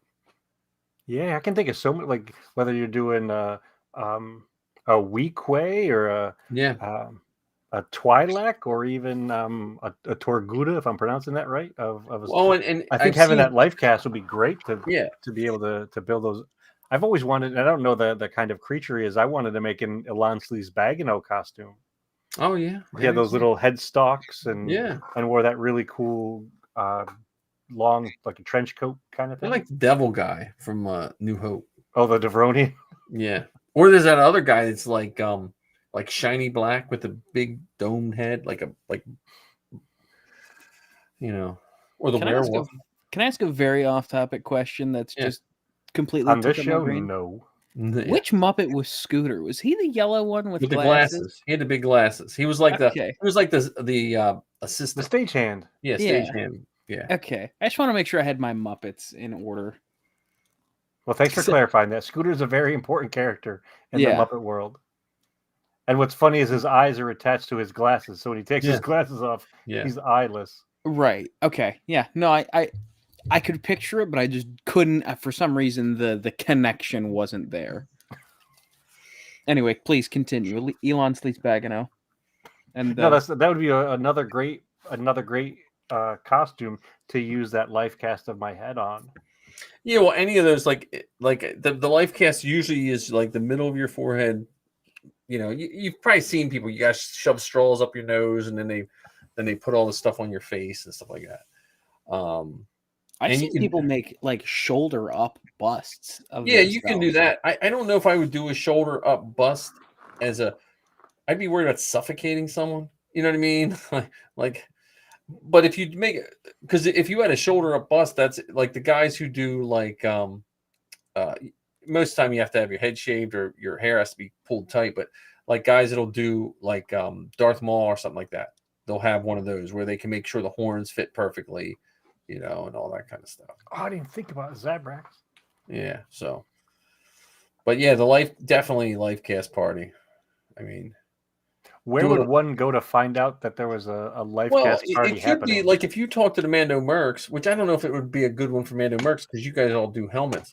But if you talk to one of the groups and you get enough people to want to do it, because it's mainly just to buy the material for any of that stuff. Like if you go to Reynolds to get like someone is asking me about making a mold, I'm like, you're going to spend $300 to get, because you can buy the little samples. Then you're basically throwing your money away. So you got to buy the big stuff, and you might only use half of it, and it has a shelf life. So so you can't. It's not like you can stock up on it.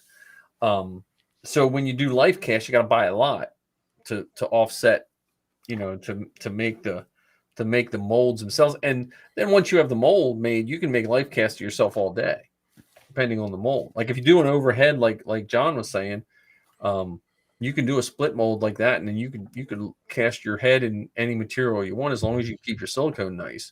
It'll last you for years. Considering that what I've seen of people making those shoulder busts, I would want to make sure that the person I'm doing that with knows what they're doing and they know the safe word, because when like you said that there's the possibility of suffocation during this, and yeah, as much as I enjoy making costumes, I don't necessarily want to do something that risks my life. That'd be the worst funeral ever. Oh, how'd he die? Was he in the army? No. Was he in a car accident? No. Cancer? No. He was making a life cast for costuming. Yeah.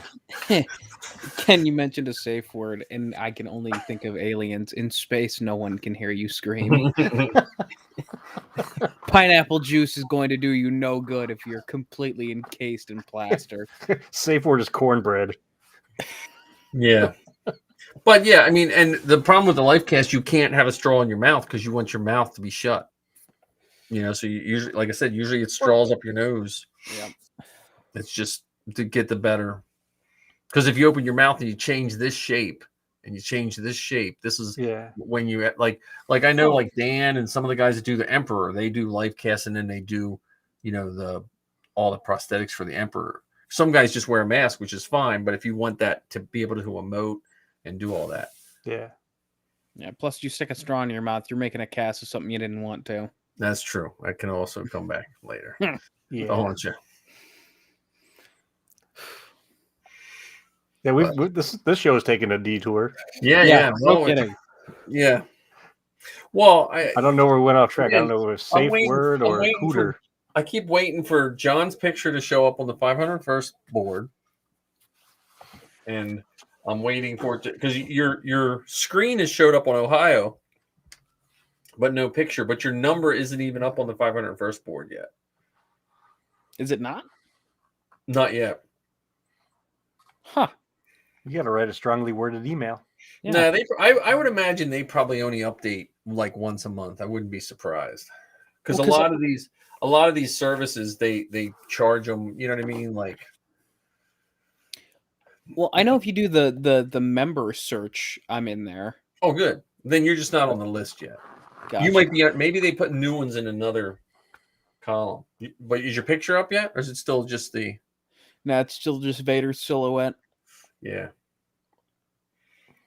Did they ask you for a background or anything like that? Like, no, I sent pictures out for my trading cards. However, it was like 2 a.m. and I messed it up 3 times. So I'm tempted to just message the the GWL and just be like, "Hey, just so you know, I don't know if you got this or not, but I'm just dumb." Yeah. Thanks Well, for you, welcoming me to your group. I'm the dumb guy. Yeah. well, what's nice about the cards is though you can get your official cards made, but then you can, like I said, you can make your own. Like I made a bookmark one time because we were doing a lot of events. I just ordered a book. I just made bookmarks. I was like, I had a bunch of pictures of people reading books in costume, so I just made a bookmark out of it. Yeah, as long as I didn't put any 501st logo, I was fine. You know. Yeah, but can you still okay, just a general question. Can you still use like your TK number, for instance? That's like a gray area. I probably wouldn't. I wouldn't put you on an unofficial card. And cards have changed over the years. Like when I first started, you would never see anyone's real name on their card.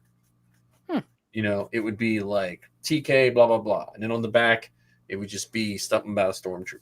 And then Yeah, guys, each of those costuming groups have different rules related to that stuff, whether it's the cards. oh yeah, Even down to the social media things and Facebook posts and stuff like that. So it might be worth, asking around to find out what the most recent rules are related to it. yeah. Well, no, but if you're doing, I think John was asking if he did like a card on the side, like if you did a card on the side. But, I Yeah. mean,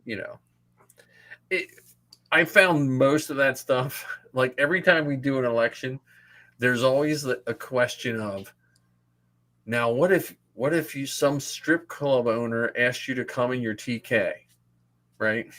And then people get all high and mighty. Well, that would be hurting that blah blah. And I always think, what the hell strip club owner is ever asking anyone to come in their TK? You know what I mean?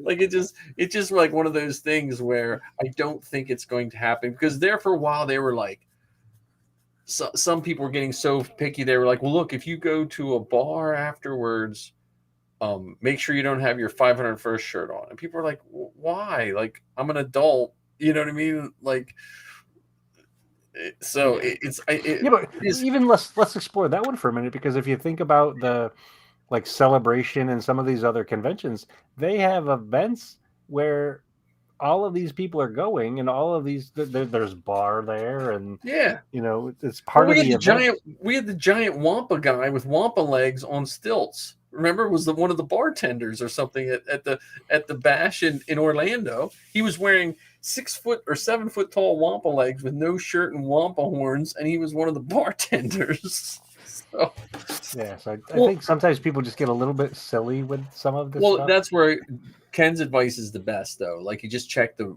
rules for the cards and stuff. But but I think most people are just reasonable with that kind of stuff. Like, I think it comes down to whether or not you make that connection to the 501st. Yeah. So you mentioned the bookmark. As long as you don't have the 501st logo or referencing the 501st, yeah, you could say your TK 1 2 3 4 5 6 7 8 9. Yeah, that's true. Yeah. And I honestly, I think some people think like Disney's watching every move we make. Disney's happy we do what we do, but they have bigger things to worry about. Well, I recently heard someone in one of the costuming groups go so far as to say you couldn't do those sort of things, whether it's a fan film, going to a friend's wedding in your costume, because Disney owns your costume. Yeah, I know. Yeah. And I'm like, no, they don't. They don't own mine. They don't. Well, they may own the IP, but they don't own the costume. Well, and also Disney has proven, and Disney's actually more liberal about it than Lucasfilm was. Lucasfilm fought the 501st for years until the Rose Bowl parade, when George Lucas saw them and all that. They weren't really overly happy with that, and yeah, but Disney doesn't care. I think that it's a good thing to talk about with the thing that just came on Disney Plus. Lucasfilm, some of his founding principles was to share and help people see what he did, like behind the scenes. And so, and as much as they're being owned by Disney, people forget Lucasfilm is still its own company. Like it's still it's run differently than Marvel. we might think it's not the same. I mean, we might think it's the same because of outward appearances, but they have different philosophies, you know. Yeah. And I don't know if this is a Legion wide thing or if this is an Ohio thing, but I've seen several times of, hey, like, yeah, have some common sense, but at the end of the day, your costume is your own property. It is Yep. your private property. You do with it what you choose to. Now, Yeah. if that violates, if you're okay, I'm going to use a bad term for lack of a better term. If you're hurting the brand, then XYZ consequences will ensue. But Yeah. at the end of the day, it is your personal property. Do with it what you please. Yeah, I mean, if you're running around, downtown Ohio with your Kylo Ren helmet on, flashing your business, the group might say, you know what, we're gonna Yeah. boot you out of the group. But if you're just going to the local ice cream stand in your Kylo Ren, ordering an ice cream and taking pictures with the kiddos, okay. Yeah. Like I don't think they're gonna have any problems with that sort of stuff. Yeah, and I've even trooped events that weren't official events. Like I tried to get them to come to our local comic store for years. So me and the girls just trooped it, and we just never said we were with the 501st. We're just like, hey, we're and then eventually the 501st started doing it. But it comes down to, like Ken said, it's like and what you said, hurt the brand. Like the groups we're in, we should love them at a certain point, and you don't want to do anything to tarnish that. But that being said, like when I was on the command, we had a church that did a fair to help raise awareness or money, or I don't know what they did, and they wanted to have the 501st there. Well, because people don't know how to read, I think some of the members, Disney has said that they don't want the 501st to promote religion or something like that. That's what they told them. Well, this wasn't promoting religion. This was it was run by a church. They wouldn't do the event. And I was the only atheist on the staff arguing that we should do this event because it wasn't promoting a religion. But so some of the people just they get, I don't know if they get scared or it's a power trip, because the same with weddings. The wedding thing has come. I had charges brought up on me when I was the XO, because I said we could do weddings, and they had a fit because Disney said we do not want the 501st. We'd prefer the 501st doesn't, or no, we don't want the 501st charging for weddings or something like that. I forget what it was, and our staff wanted to tell the members, Disney said we can't do 500, we can't do weddings. That's what they wanted us to tell members. And I said, well, that's lying. That's not what they said. They said we can't charge for weddings. Yeah, those two pieces don't match. They're not. Yeah. It's not a 1-to-1. And they said, well, we just don't want to do weddings, and we're going to say that's what they told the. And so I breached protocol and told the membership that they could do weddings, and someone wanted to bring me up on charges. Well, how dare you tell the truth? I know, right? But I did a wedding. I did a wedding before. It was really cool. Well, we've been invited to do one in November. Yeah, that's right. Yeah, I forgot about that. Yeah, that coworker that's getting married in November. Yeah, I've actually, and it's funny you say that, because I remember you saying that in a previous conversation, one of the thousands we've had. I've seen in my week and a half in the 501st, I have seen 2 or 3 different wedding invitations, and I'm like, I thought Mike said they frowned upon weddings. Just Carita. You go to Old Line, do weddings all day long. I guess they also frown upon having a functional forum sign-up page. I'm still mad I can't sign up for it. Yeah, it's. Are you really missing anything? Well, it is nice to see what's going on. I got to get back on the forums more. I hate the forums, but because I think, like, Zoe drives her nuts, because it's John and Zoe are at an age where forums are unheard of. Ken and I came up when that was the whole internet. Wait a minute. I grew up in the age of Reddit, which is the ultimate forum. Yeah, but Reddit came back. Yeah, Reddit. Yeah, Reddit is an anomaly. You know what I mean? If you take Reddit out of the picture, the internet in the 90s was basically bulletin boards and forums. That's all it was. You know, Right. Fair enough.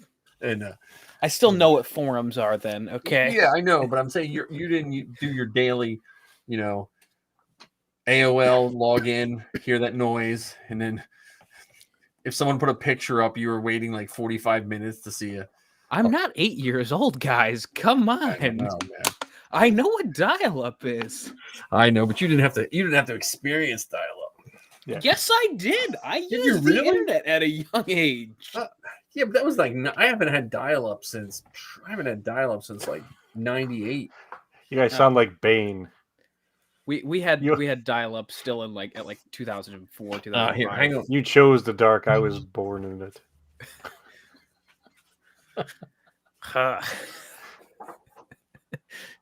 I've been in this fight since I was 6.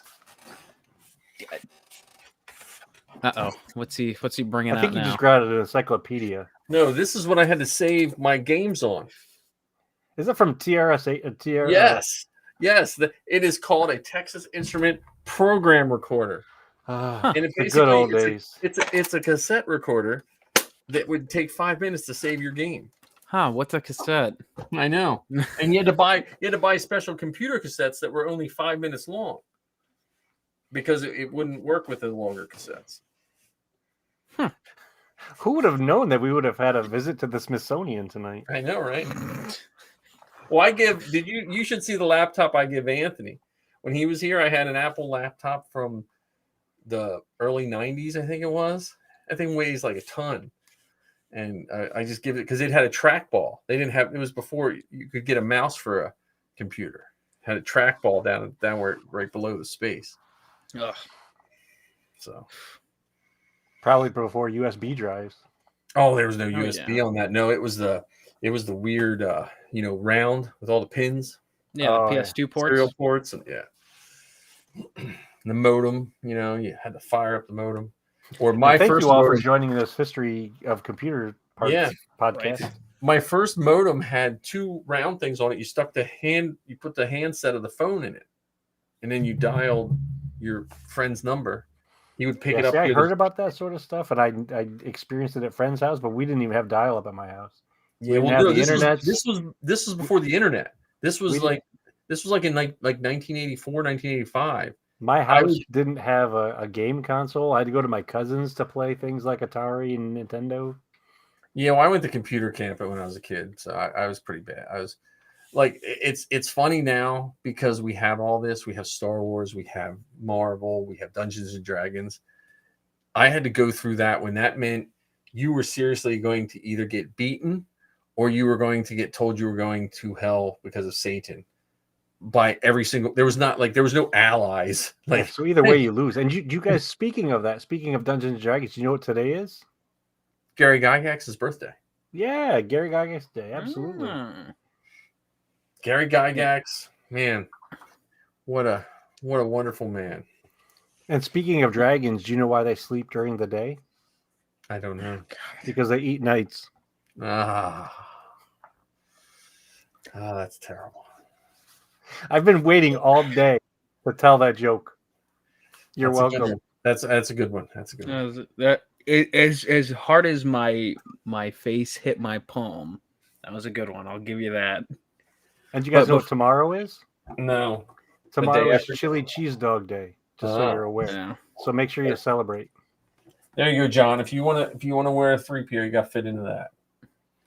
I mean, I put on a little bit of weight, but I think I don't know. can squeeze into it. This seriously, this is tight for Safi.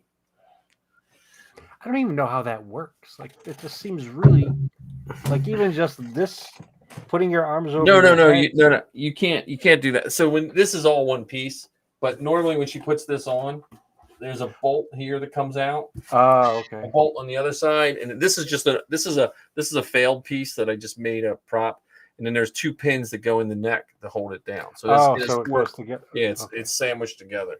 Yeah, this was. I thought you had to put it on like a T-shirt. No. This and then there's on top of here, there's another ring, and then your shoulder belt, and then your arm. Then you put your arms on. Yeah, I was studying some 3D files of the protocol droid. Yeah, I'm trying to think of the guy. The ones on Thingiverse are actually some of the better ones, believe it or not. But yeah, it's because there's a really good 000 in New York, but he's really big. Like he's like 6'2". So it looks really good. And then when you Like a stand next to supermodel. someone, Yeesh. you know, but you can scale it to yourself. I like the wonkiness. Like my only complaint about the new movies is when they 3D printed 3PO, he lost his wonkiness. So if you look in the Because if it's you all look perfectly balanced, yeah, it's so symmetrical. if you look at how Anthony Daniels stands in the first three movies, his shoulders a little cocked, and it's a weird, and it's the suit. Safi stands the same way. It's just the suit is a weird, and Safi's mannerisms as 000 are almost because of the suit. Like her head turn, she's not trying to be like C-3PO. That's how she has to see. Like she has to like Because she's looking through straws, isn't she? yeah. Yeah, oh yeah. Well, now the suit, so I used Gordon Tarplay. He did a 3D printed file of the eyes. That's the only thing 3D printed on her suit is he did a cone shape on the inside, so she could see a little better. But the only problem is with the C-3PO is if everything doesn't line up, Safi just lucks out. Everything perfectly lines up to her eyes. Like when Dan puts his on, his eyes are a little low, so it's a little harder for him to see. So Safi lines up. Now her shoulders aren't as broad, so she loses a little bit of the arm movement because of her shoulders, but because of her thinner body and because I have the rubber shorts, she can move and walk a lot better than like Dan and stuff. But that's the suit. That's a suit where you have to have not only a handler, you have to have someone like you super trust. Like I don't trust anyone else with Safi in the suit. Because you have to understand how it all works, and you don't want to run the risk of someone not being able to do what's needed in either in an emergency or whatever. Well, and I've watched guys like Dan's suit's even more fragile than hers because his is gold plated, and I've watched guys try to help Dan suit up, and it always makes me cringe because people think they watch one person suiting up and they want to throw their hands in and help, and it's a one person job, and there's no fast way to put a protocol droid on. Like you just take your time, and you just you do it in steps. Speaking of droids, what's a reasonable price for a pit droid? The file's $35. So I think a pit droid is 2 spools, but now I don't know if you're allowed to sell pit droids. I don't know how that works. I have a yellow one in the garage that I'm working on right now. But like assembled, the best ones I've seen assembled actually have been done by Marty. To be totally honest with you, because I get tired of doing the print lines. When I do a pit droid, I get about halfway down, like this pit droid's gonna have print lines. I'm sorry, but that honestly, Ken, if you're dipping your toes into 3D printing, Droid Division and a pit droid would be a good reason to start. Well, right now I'm just trying to figure out spacing, like geography, where I would put a 3D printer. That's been our biggest hiccup right now. Yeah, get a nice kitchen island with wheels. You can just roll it into when it's printing, and then just roll it somewhere. Well, it's the somewhere that it'll always be running. So, but like Droid Division has some of the nicest files, and his prices are reasonable, and Yeah, I think his B1 battle droid is, I think it's like $30 or $35. Yeah, and his files are nice. Like you can get free files of battle droids on Thingiverse. I tried those years ago. They're garbage. Like free. Some of the stuff on Thingiverse is free for a reason. But his stuff, what's nice is, at least for all the stuff on Droid Division, they give you a PDF file, a paper of all the directions on how to put it together. Oh, wow. Okay. And what screws to buy, everything. Dave Castellano. Are you friends with him on Facebook? I think so, maybe. He'd be the the name one. Sounds very, very familiar. He'd be the one. He might even have pit droids laying around that he wants to sell. because he's like he's the head of the droid division in this area. So he's the one to talk to about droids. The other one is who's the one that does Chopper? There's a guy who does Chopper files. And the nice thing about Chopper files, the way he has them set, you have to put almost no supports, and it snaps together from the bottom up. Yeah, I'm not friends with Dave. He's your friend. I didn't. Yeah, well, Adam is a friend. Dave Castellano. He's a good guy. He's close to you too. He's like just right outside of Philly. Oh, closer. But now I forget who does the pit droid. But there's a guy who does a pit droid. He does like a subscription service, and his stuff is remarkable. He does his Chopper when you print it and you do the steps. He puts in all the files where you can drop the motors in, and also his Chopper's head will bob back and forth. Oh, that's very cool. So, but I gotta think of his name now. Man, I gotta look that up. Dave's about to get two friend requests from two people he doesn't really know, but it's got several mutual friends. Yeah, no, Dave's a good guy. And he, like I said, he's the head of. They don't really have a head, but he's one of the moving forward members of the droid division or the droid builders in this area.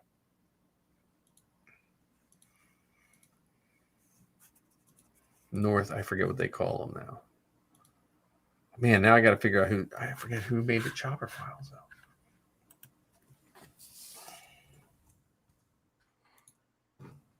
Yeah, when it comes to people like that on Facebook, not only do I send a friend request, I also send a little note.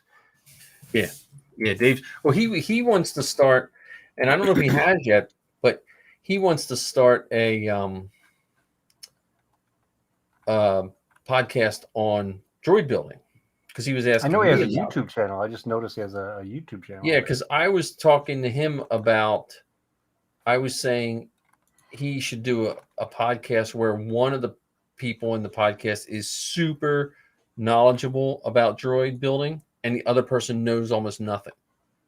So you know what I mean? So you talk about, like, when he talks about something, then he has someone that can ask like the real questions that people like, to put it in layman's terms or whatever. You know what I mean?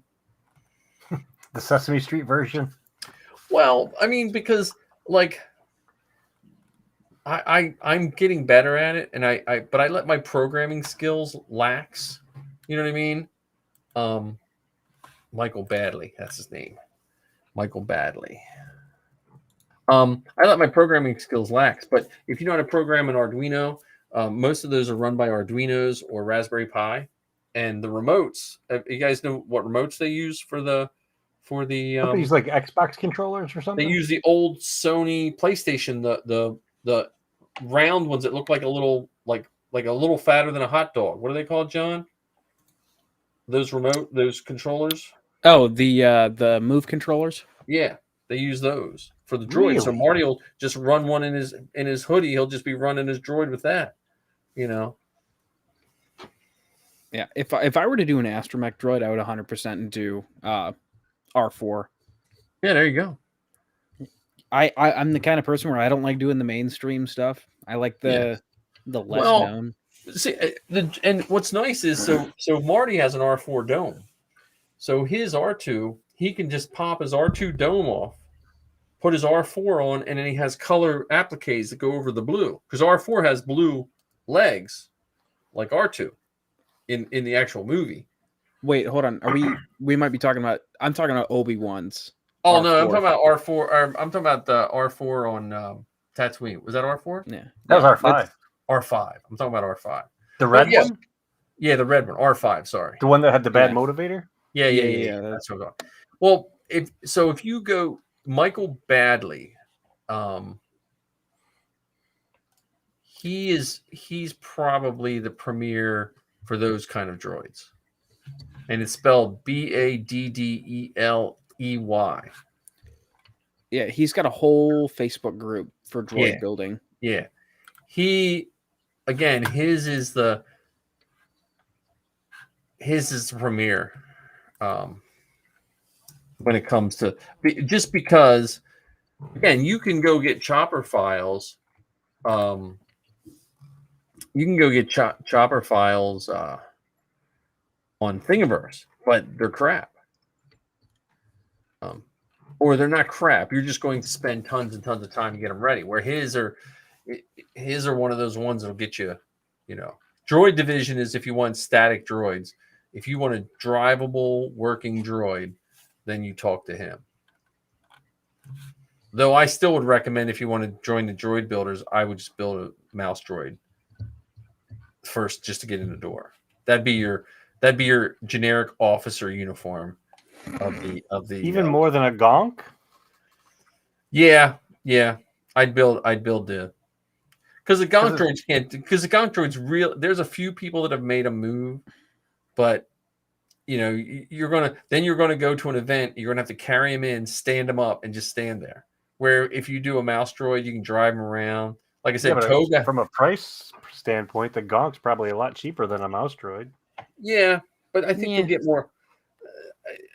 I still think you'll get more out of a mouse droid than a gonk, because they can only take so many gonks. Like if the droid builders only have X amount of space, right?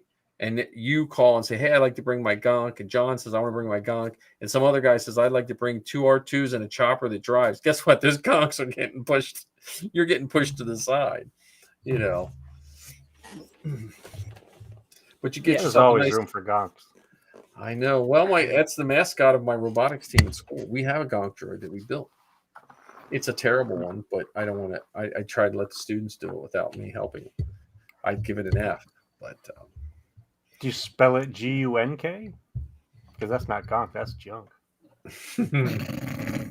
It's the J is silent. Oh. Yeah. Speaking of the generic officer uniforms, that actually reminded me.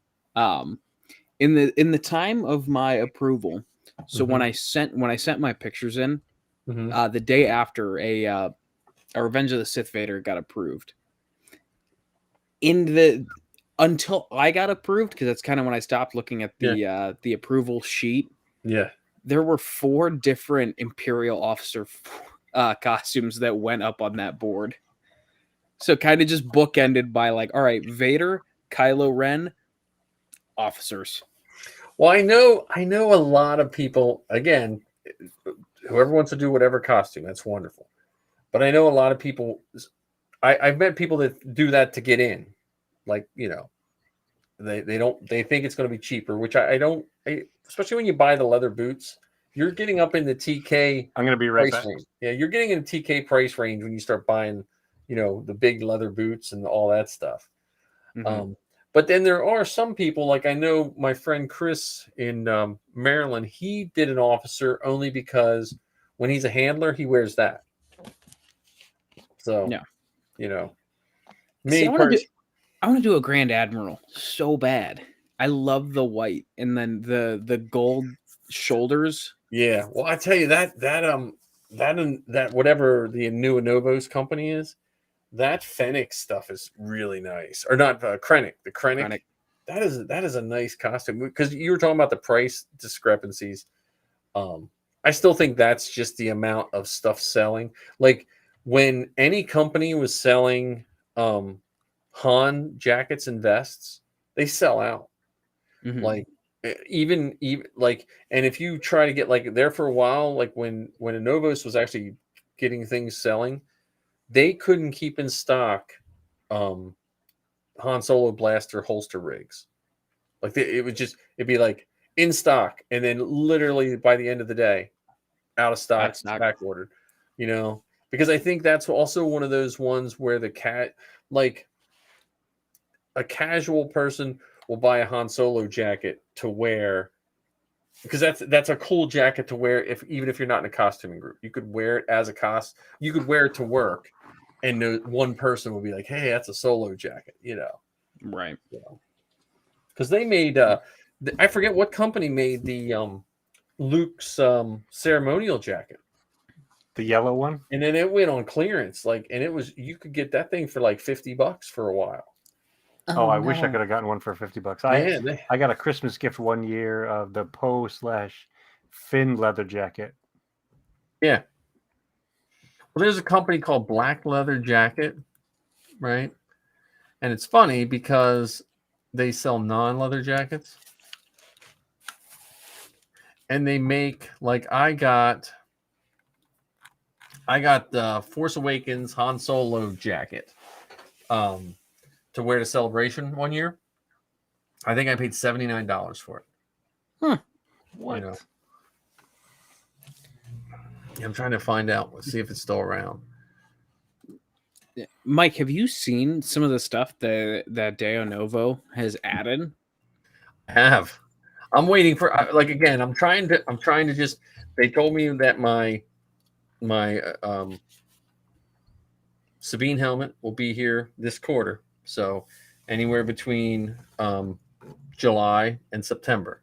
So I'm trying to hold my judgment off. If they send me that helmet in place of,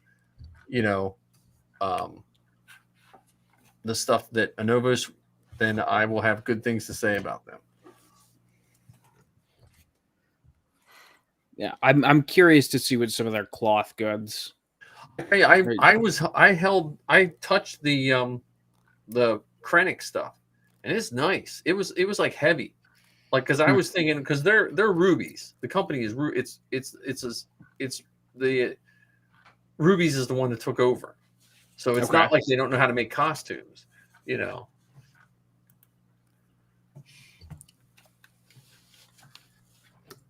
Is the name of the company Black Leather Jacket? It used to be Black Leather Jacket, I think.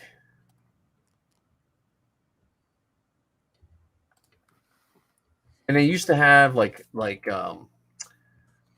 Star Wars and Marvel and all kinds of stuff.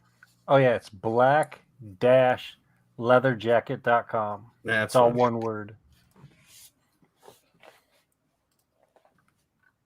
And they do have a variety of things available. Are they $79? No. I got Zoe. You see a $99 one. Well, that's not bad. Well, again, this was when did Force Awakens come out? So you see Star Wars. DJ's Collect. trench coat is $249. Yeah, the Empire Strikes Back Han jacket, that doesn't really look like his, because his was not leather. Yeah, that was cloth. Yeah. I think we got the My Chemical Romance Black Parade jacket for $89. Here we go. Skywalker. Here's Skywalker Bespin jacket.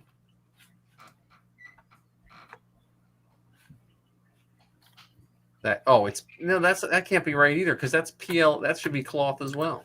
Yeah. So these are some of these are like faux, like they kind of look like that. Yeah. Fakejackets.com. The one thing I don't like is a lot of the Solo jackets, like this Solo. Yeah. They've got the right material and that suede material, but they don't have the right color. Yeah. I either find they're too light or they're too dark. Yeah. If I were to buy a jacket, I would try to buy a jacket that George Lucas wore in the Light and Magic documentary. Oh, there you go. With the fur on it. Yeah, yeah. Mm-hmm. That's the one that I want to get.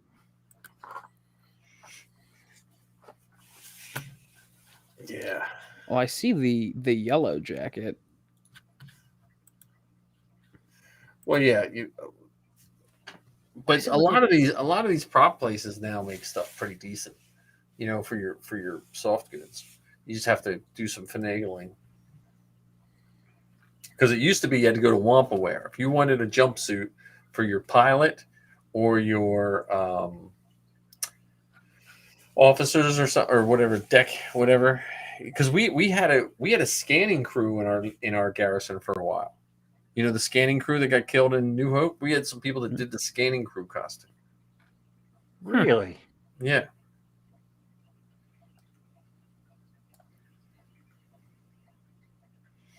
Which again, that's you do whatever costume you want, but again There's some. I'm still. I think I still want to do a pilot of some sort. I just haven't decided if I want to do. I like the bluish colored guys from Rogue One. Mhm. I like that. Like that looks, I don't like the only thing I don't like about the blue squadron is I don't like the tan flak vests. Okay. Yeah, I can see that. I think the white looks better in my opinion, but I mean to each their own. But I also see but I haven't decided if I just want to do a TIE pilot. You got to join Rebel Legion. Yeah, I know, but I do. If I join Rebel Legion, I think I'd do a Mando. I'd love to do the Mandalorian. I just have to drop another 20 pounds. Well, let's just do Boba Fett. Yeah, I don't. Man, Boba Fett. I've thought I bought a Boba Fett helmet. I have Boba Fett. I don't mean like the original trilogy Boba Fett. I'm talking dad bod Boba Fett. No, I have that one. That one's like started. That one's sitting there. What do you mean started? You've got all of the hard parts. Yeah, done. I got all the hard parts. I just haven't decided what soft parts because they changed it so many times. Like you watched, it was totally different in the Mandalorian itself. I still like the one when he went to the prison planet and picked up what's his face. Bill Burr's character. Yeah, I love him. I love Miggs Mayfield. Hey, that's we were talking about doing. I heard you saying we should do a group of costumes together. Yes, as a matter of fact, yes. You know what would be a good group? Those tank drivers. The hover tank drivers that were in that episode. The tank, because it's a good combo of soft and because when you guys were saying that, the two things that came to mind in my head because they'd be doable and they'd be not too crazy because we can 3D print most of it would be the tank drivers or whatever, those transport drivers or shore troopers. The only problem I have with the shore troopers is they've got the same problem I have with the first order TKs is you've got a little too much rubber on those. Wait, because what rubber? In the joints there's rubber gaskets. Like on the shore trooper? I'm fairly certain then. Because I think I've seen flight suits where they've got like the ribbed rubber gaskets. Yeah, that's. I gotta look that up now. You sure that's not just an undersuit?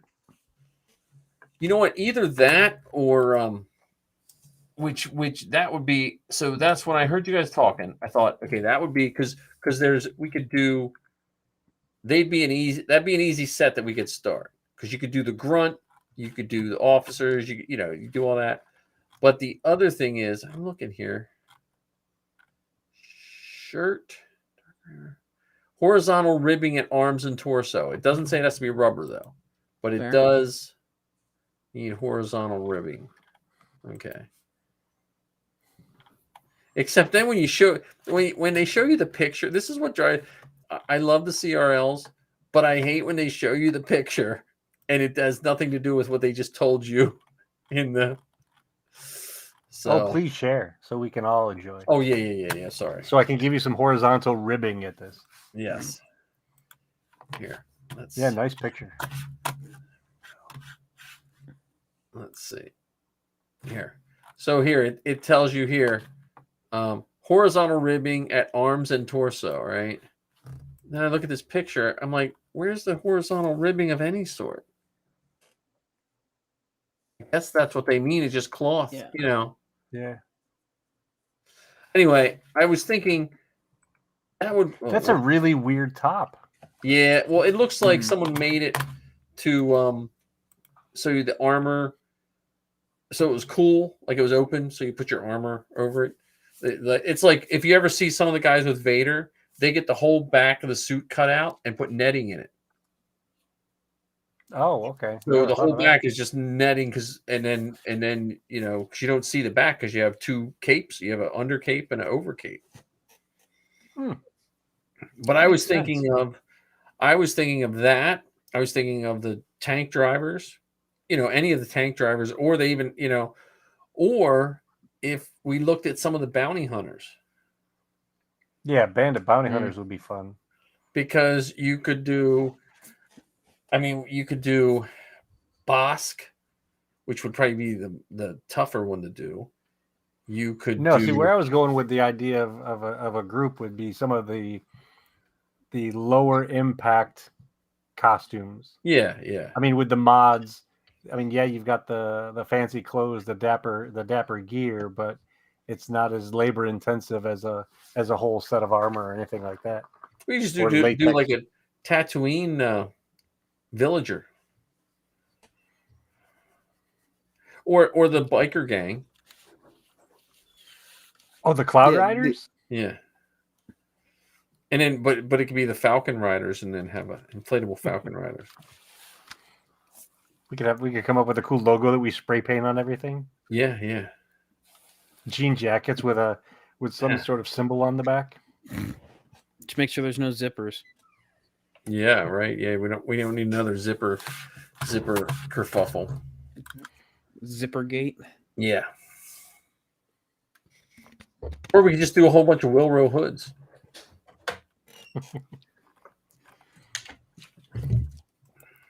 Which, John, you found the CRL for Wilro? I did, and I'm very surprised that there is like a whole CRL for him. Oh, it's pretty involved too. Yeah, I think it even has something about his mustache. Dude, when I was trying to get in on the Wilro Hood run at Celebration, and they wouldn't, unless you were a person that was in the group and had a approved costume, they would not tell you the time or where the Wilro Hood run was. And this goes right back to what we were talking about with the elitism of costuming. Because I was just going to take 2 orange jumpsuits and a dollar store mustache, Because one year they used to, for Star Wars weekends, they used to let 500 first people could march in the Star Wars weekends, and you get free tickets. And I guess one year someone went as Wilro Hood, and they were in blackface. Oh Jesus! So they said nope, no. Disney had to say no more blackface, please. Which you'd think, even though they have Splash Mountain, I guess, but yeah, that was so. But yeah, the Wilro Hood CRL it's and then there's the CRLs for all the people of Shadow of the Empire. Because Marty has the only Snuva, I believe. Is it approved? Yeah. Huh. Yeah, is he the long-nosed guy in A New Hope? No. He's the Wookiee that Chewie's dressed up as. Bounty hunter. Okay. And with like a flat top. From the expanded universe. Okay. Yeah, from the I'm such a fake fan. I get my characters mixed up. Yeah, that was Marty has that one. He I don't think he wears it anymore, but he has that because that mask is sitting. He has Chewie masks all over the place. Like I have Stormtrooper helmets. He has like Chewie heads everywhere. Now, isn't that one though that he just swaps the mask and it takes off the bandolier and he's done? The mask, and I think he has to wear like a different. I think stuff like that. But see, a lot of that stuff. Like I don't think that mask is as comfortable because that's based off one of his old masks, like he made that years ago. But also like his bandolier and a lot of that stuff, it's all kind of balanced, Like so when you get out of kilter a little bit. What was Saw Gerrera's band of characters called? I don't know, but that's another one because that's another group that we could think about. Yeah. Well, even the Rebels too, like the Rebels in the only thing with the Rebels in Rogue One, out of Star Wars, they don't look Star Wars. Like they look Star Wars in a Star Wars movie, but if you took 2 steps over, you'd be like, "Are you guys just army guys? Are you with the G.I. Joe cosplay group? America's Finest." Yeah, the Partisans. That was a fun group, wasn't it? Oh my goodness, yeah. Saw's group is called the Partisans. Oh, okay. That's what the French. That's the French from World War II that fought the Nazis.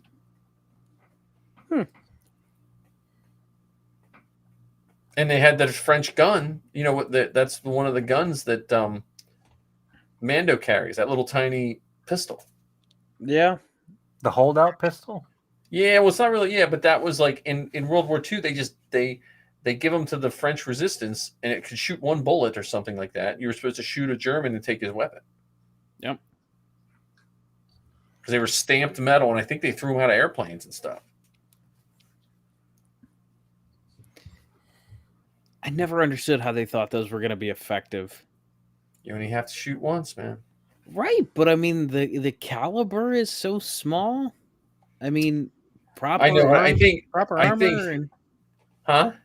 proper body armor, and I mean, But I think that was those things only worked because the French were unarmed. So if you think your populace is unarmed, you're not looking for a gun. yeah, good point. Because I mean, it's the 501st and the Rebel Legion run into this because we have prop weapons, and we take it for granted in this country. But some countries you can't even have props, and I know we sometimes as cosplayers or 501st members, we run into more restrictions with bringing prop weapons to certain areas than you would a real weapon. Just because there's no permit for like a fake gun. Right. Now the Mandos, they got the best weapons. I've seen at Frank's house, man. It looks like a Nerf gun, and you're like, that's never going to look like a prop weapon. And then you'll see Frank and those guys get at it, and you're like, oh, that is like the coolest. That is the coolest weapon I've ever seen. The best way to make a Nerf gun into a Star Wars weapon is add 16 scopes. 16 scopes and some flat paint. Yep. I don't know. Because I can't wait to go to a con and just have someone tag my lightsaber. I've heard so many stories about that where they're like, yeah, I went and they were tagging all the weapons and I still got a zip tie on my lightsaber. I think at Celebration it was more of a tongue-in-cheek thing. Like I think it was like almost it was kind of just like a funny, like they seemed like they were having more fun with that part than anything else. Yeah. Well, at Fan Expo, my pole sword was tagged, and they didn't do zip ties. They just did blue painter's tape. See, I would actually at that point I would rather a zip tie because I've had bad experience with painter's tape. They zip tied Zoe's blasters too. When her Sabine blasters were just blocks of wood, they were like, okay. One of them was left at Aaron Scare, so someone got a blaster at Aaron Scare. She lost the wooden. That's what made us move to new holsters and everything. I was like, because I can't recreate these because her original holsters are made from cereal boxes. The holsters on this here, they're made from cereal boxes. Wrapped in leather. Come with fake leather, yeah. Because when I made her first costume, I took still shots of Sabine, and I took still shots of her hand with the blaster, and I measured everything off of Sabine's hand. So I was like, okay, look, from this part of her hand to this, that's how long the blaster is. And then I took Zoe's hand, and I scaled everything off. That was my ruler to get the proportions right. Because I've in the past, and you probably know more about this than anyone can, but the Sabines I've seen, they over armor, like they don't scale. So it looks like if you'll have a Sabine and she'll be slightly smaller than Zoe, but she'll have armor that runs from here to here. No one takes the time to. Yeah, they don't bother to do that. They just either print out a template or if they could 3D print something, they'll just 3D print whatever. They don't, like you said, they don't do the scaling down to make this armor fit my body. And Sabine's armor has to be slight. It's just how you get the attitude of how Sabine stands. If the armor's taking that away, then it doesn't. I don't want to knock anyone's how to do it, but that's just me. I just like silhouettes of how things look when you're taking a picture, when they stand. And Yeah. Well, that's the problem I had with Din when I first did my armor. Is my chest and my ab plate were far too wide for my body. So then, of course, I found the Armor Smith application and fixed that problem right up. nice. I just scale everything in Cura. I cut it in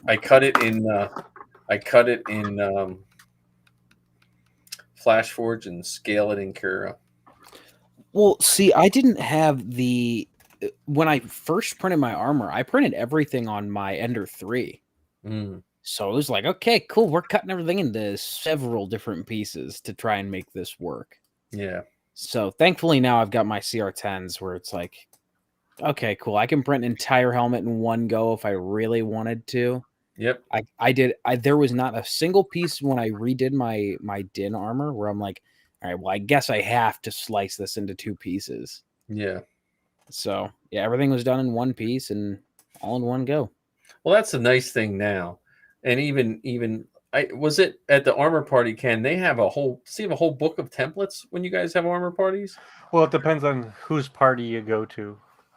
So you can get the templates from the Mandalorian Mercs forum, and one of the things that we've found at the armor parties, instead of telling someone that here's where you go to get it, we have the different sizes, and the sizes are generic based on height. Yeah, yeah. So you're about 5'6", then and this was before they had the post imperial armor, because the post imperial armor has a lot more variations to it, but the Django and the Boba Fett armor, the 5 pieces, it was easier just to print out the templates and say, here, 5'6", use these, 5'9", use these. They're not they're very generic, to say the least.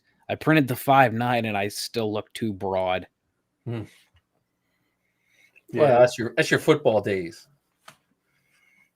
I'm gonna have to do I gotta do a back piece for Sabine, for live action Sabine.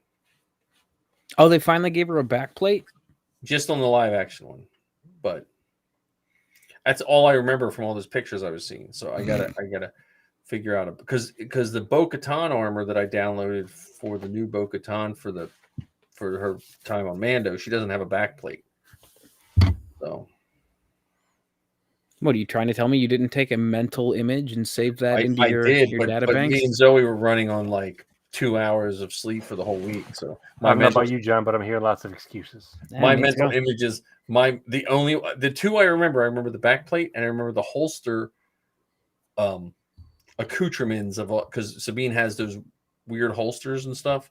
And I was like, oh, they're just going to be like Bo-Katans, and they weren't quite the same as Bo-Katans. I was like, oh, man. Does she have her spray paint gun in that costume? I didn't see the spray paint gun, which that spray paint gun I hate, because it just appears and disappears. Like she doesn't wear it on her belt. It doesn't, That's animation. Yeah. Oh man, I was so glad when she went to the heavy belt, when she went to because the communicator just stuck on her gun belt in season 1. Like there was so we just put a piece of elastic around it and she could slide it in there. We used to lose communicators all the time. So then when she goes to the heavy armor with the 2 belts, there's actually a spot for it. I'm surprised you didn't use like a flashlight clip. No, there's no clip. You can't have a clip. It has to just stick there. So like we took a black, so when it was stuck there, you couldn't see the rubber band, like the hair tie holding it. Oh, on. gotcha. But it usually got lost. It was like, because at one point I was just going to drill through the belt and just drill right into it, just have it sticking there. So it didn't come off. Yeah, just like, But then you always get that one kid. Can I hold your communicator? So. Well, that's when you have an extra one in a pocket. Yeah, she can't have pockets either. I'm not saying her pocket. That's why she has a handler. Come on. I know. Let's Well, balance the responsibility. when she first started doing Sabine, I was always a TK. I was always in my TK with her. So because her and Safi was a Tuscan, so they didn't really need handlers. And then when Safi moved to 000, that's when I had to curtail some of my trooping.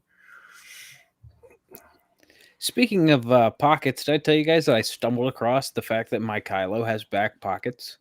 No. Do you know? Do you know You how were much to of a keep leap this a that secret is? from us? Well, okay. Obviously, I'm a nicotine addict as it is. If I don't have it on me, I panic. And then also having my phone, just being able to have my phone nearby, Yeah. that's all the assurances I need. I guess I Nice. should say I should keep my wallet on me, but there's no money in it anyway. So, Yeah. So. Yeah, but you need your license in case you get carded. ow. Well, so when when just make sure you put. You just need to make sure you figure out your costuming way you store your stuff in your tote. Like, just that's where you want to. Like, I've seen so many costumes ruined by people in a hurry. And when you put it away, you should just have in your mindset, this is how it goes in, no matter what, you know. Yeah, That's why. I think just unpacking it from how Marty had it, I Mhm. think and obviously taking it on, putting it away, all that jazz. I think I've gotten it mostly figured out as to Good. what a good order is, so nothing gets crushed, nothing gets creased or ruined. That's why I still love the big totes. Your tote is a good size, but I like I mainly because when I used to troop with 3 people. So I always needed totes that I could sit on or stand on that wouldn't crush because we had to shove them in a car, and stuff like that. And I'm still surprised and grateful that Marty was so kind as to include the tote. I was expecting a cardboard box at best. I mean, you should see all the totes Marty has, man. His one stormtrooper is nice. It's painted. It's automotive painted. I forget the company, but it's like one of the most accurate. And his helmet is I think it's a one-piece fiberglass helmet. Like that he bought some and he got it all paint. It's like high gloss white. It's the one where a couple months ago I put a picture of Safi was wearing it. Oh, I didn't realize that was all painted because I know which one you're talking about now. Yeah, that's all painted. The only problem with painting it, the belt has little cracks in it because it flexes. Right. Even though he painted it with flexible paint. So that's the only problem with that costume. But I think he The made parts don't rub the paint off. No, because there's no rubbing on that suit. That suit is like custom fit, and it's you know what I mean. Like Yeah, but I mean, even just from walking around at a convention and stuff like that. Yeah, no, I mean it's and it fits Safi too. It fit her perfect. Like it was because Marty's a lot thinner than I am, and most of my rubbing is not due to the costume. It's just due to me. Does Safi still want to do a TK? She does. She mentioned it, but I also know that girl. She'll do a TK, but if she wants to do a TK, I'm gonna have to take the TK and the droid because you don't get the same reaction even on a bad day. 000 gets, Oh goodness, Swamped. Well, not only that, 000 just gets a different because 000 even the people that don't know who they are, it's a droid, so it's cool. But the people who know who 000 is, that's the really cool reaction. Because it's always that one person like, I gotta take a picture of this for my friend who loves Dr. Aphra. You know what I mean? Well, it's the same kind of reaction that some of the bigger the Vaders and the Kylos and the Leias get. I can't wait to have my Vader done. I can't wait for us to troop together. Yeah. That's what I'm most excited for. Well, that's I think for me, December Steel City is a good place to shoot for because it's far enough away that I got to get Zoe off to school here in a couple weeks and all that crap, and then school's back in somewhat normal, and my life is because August and September is tough for me because I'll get a whole year's worth of crap thrown at me in like 3 days, and then you have to. Well, let's start putting the plans together. I mean, even if you don't have a costume, you don't have the Vader costume. Yeah. Let's make some arrangements so that the 3 of us can go to that event together. I think it'd be kind of fun. Yeah, well, I'm gonna as soon as they announce it, I'll book my hotel. As soon as because worst case is something happens and I can't go, I can always cancel it. But you have to stay at the DoubleTree. Like, Yeah.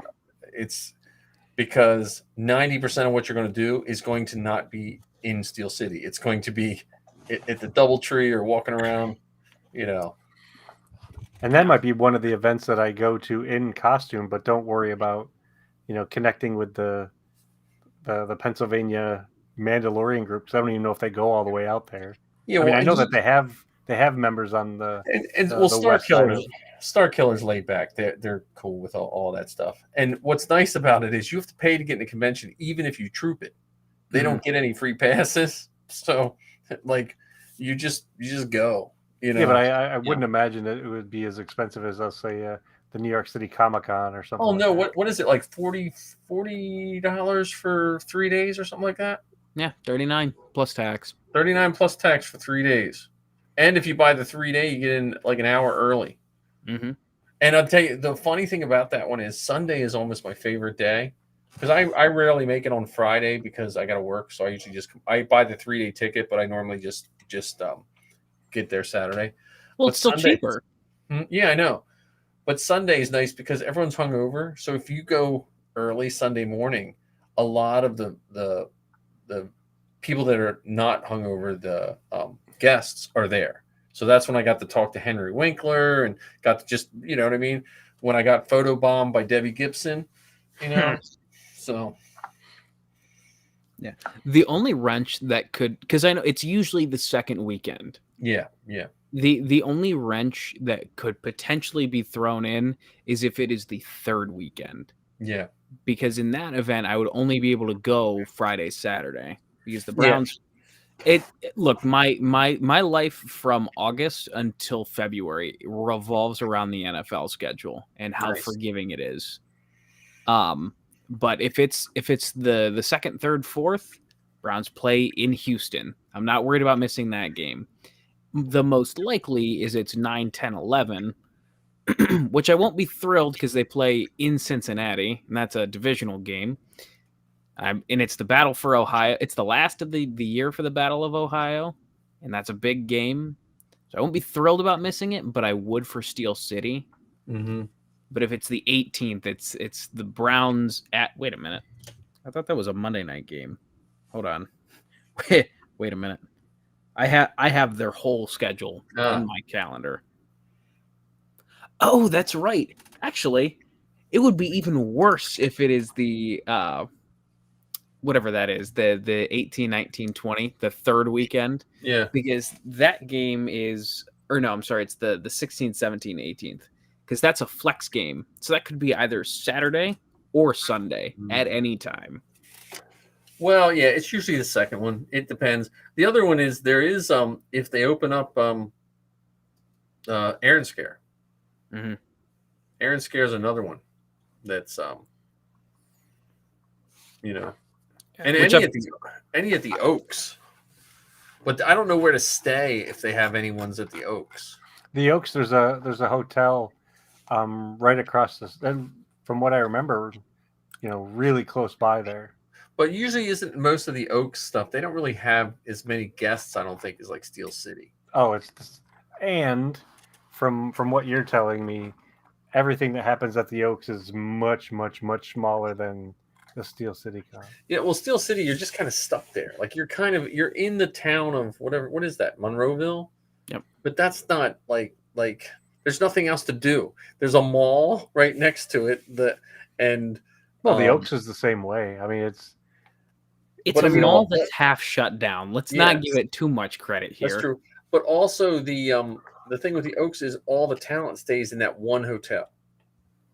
Like, so if you hang at the bar, you're going to hang with somebody, Yeah. No, are you talking Steel City, you mean? Yeah, Steel City. Yeah, because the Oaks, I'm thinking, well, I don't know about that. Yeah, I remember that Friday night. I mean, because I remember last year I had to leave. Mm-hmm. Was it a Browns game? Why did I have to leave last year? I don't know. It's probably a Browns game. Either way, I just remember the bar Friday night when you and Marty got in, and it was packed, and there weren't even any. I didn't even see any celebrities. or any Yeah, guests. yeah, that was a good one though. Well, I also think the not to sound snooty, but I'm not sure if RetroCon or some of these other cons at the Oaks have the same stature of guests. Right, right. And they seem to be piling guests in the Steel City. My God, the amount of guests they have, they must each get like a half a table because they just keep piling guests in. Have you seen the August lineup? Yeah, that's what I mean. Jesus Christ. They are, I mean, I love Steel City. Don't get me wrong. It's probably my favorite convention I've been to. However, the absurd amount of guests that they have, it's like, where are you putting all of them? Like, you What? either have to cut off part of Artist Alley to make room for these guests, Yeah. or you better stagger them throughout the weekend. Well, I think they also that one side room, they might put more in there instead of doing the big long lines. They're going to have to. Well, I'm surprised they don't do more panels. Yeah, at Steel City. Well, see, I think their new owners here. Look, let me see if I can pull this list up. Look at this. Here's the Yeah, Ken, be prepared. Yeah, that's for August. Yeah, I know, but I'm saying like Paul Abdul is going to be there. Hold on, you're gonna just brush past Danny Trejo? Oh yeah, Danny Trejo. Where are you at? Well, even here, even Will Wheaton and Zachary Levy from Shazam. Hold on, Ric Flair is gonna be there? Yeah, they just announced him. Woo. I wasn't going to really do that because it would probably embarrass me. I don't care about the features artist, but come on, you're only going there for Wayne Knight. Who are you kidding? Well, you know, they're getting the old owners. The funny thing with the old owners was they would always put the press picture up, and some of those people would show up, and you're like, that doesn't look like, because it'd be like the lady who played I Dream of Jeannie, but it'd be her picture from when she was actually playing I Dream of Jeannie, and you're like, wait a minute, you know. And Henry Winkler would be a picture of him as the Fonz. But like when Anthony Daniels was there, he was at the end. His line went, you know, John, that main alley that goes in the front doors, his line went straight almost like out the door for when Anthony Daniels was there. I mean, it makes sense, but god damn. I can't get over some of the prices though for some of this stuff. I don't. Website? Are they good or bad? Well, Zachary Levy is $150 for a photo op. Yeah, but that's the pro photo op. Like that's they take you in and they take the some even of these, in well, his autograph's 125, so his selfie is probably 125. But see, he has a movie out. Like he's like there for a while. They only got B-rate, but here, like Will Wheaton, I don't even collect autographs, and I would probably get a photo with him for $60 because he does. Before you would meet Joey Fatone, come on. No, because he does the Dungeons and Dragons critical hit or critical role, the podcast. Yep. Like Danny Trejo's only $75. Now that picture's a little old. Ric Flair's only 80 to 150, but I mean, we'd have to get a picture. If we went to that one, we'd have to get it with Danny Trejo because he's the Rancor keeper. Come on now. Yeah, it's like you'd have to get your Boba Fett done. I know, but you know the bad part is we got stuck in the elevator with the girl from Back to the Future. Leah Thompson? Is that who it is? Who was the lady from Back to the Future? Leah Thompson? Yeah, I think so. And Marty and I got in the elevator with her, and we're riding down, and I forgot to say, hey, this is my friend Marty. He has a DeLorean. I can't believe I let that slip. Oh, my God. You're a bad friend. I know. Cooper Andrews, he was in Star Wars, wasn't he? I don't know who he is.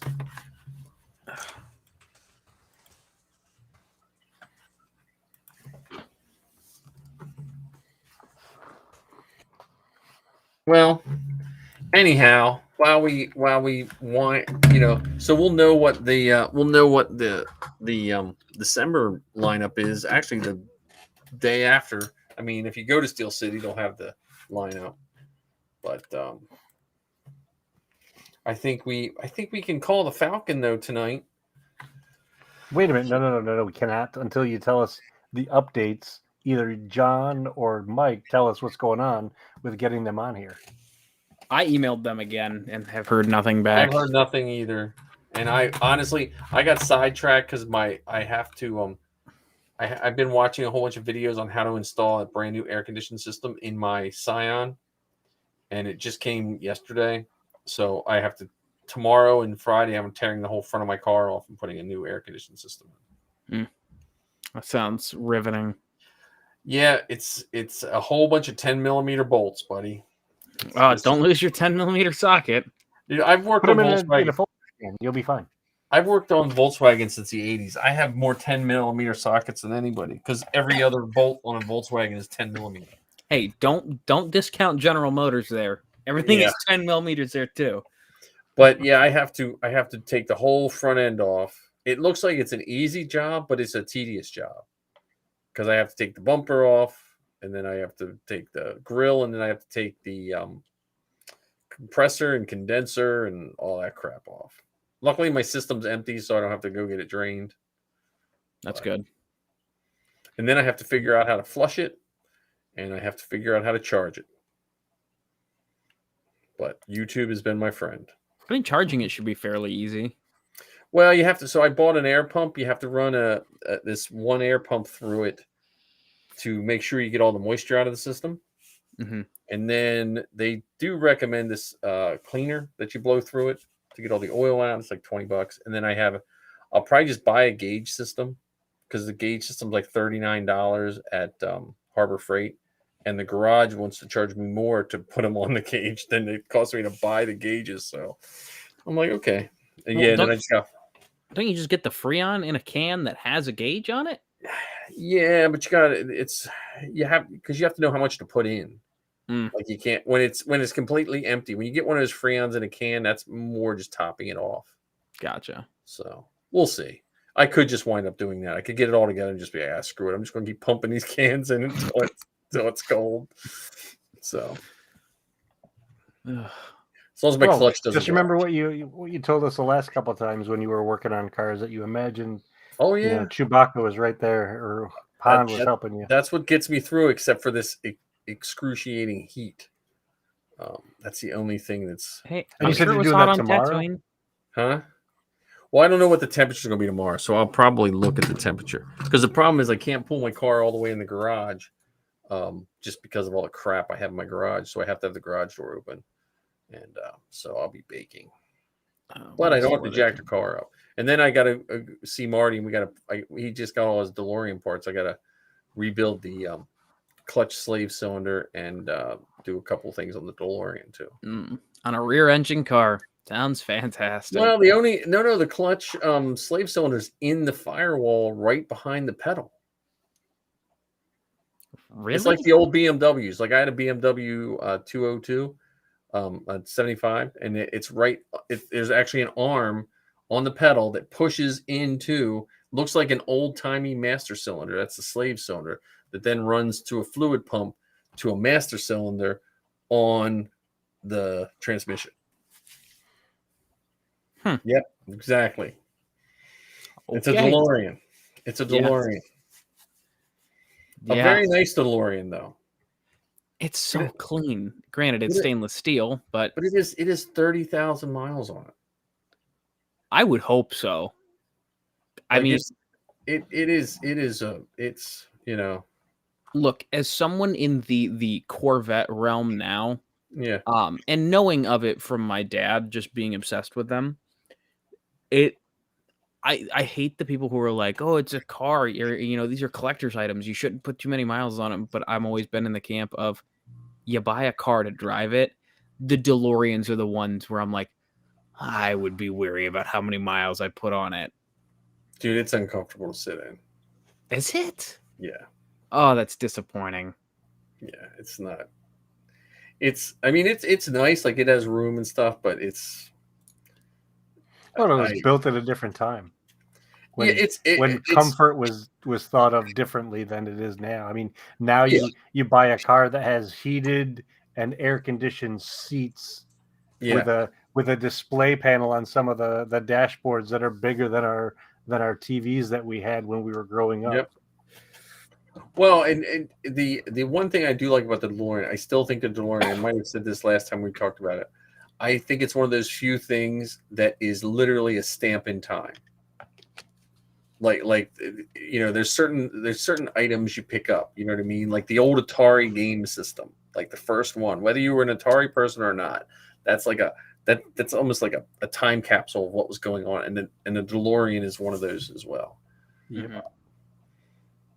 I'm surprised that more companies didn't make stainless steel cars, though. Well, I think wasn't there like a whole like political thing around the DeLorean too, and what in terms of why it wasn't more popular than it was? Yeah, well, and then he got busted for drugs, and then he built it in Ireland, and there was some stuff about like I don't know if it was he built it in part of Northern Ireland, not at the best time. You know what I mean? Like yeah. So there's I always find that part of stories so intriguing. Like if you, not about DeLoreans, but if you look at things like why marijuana became such a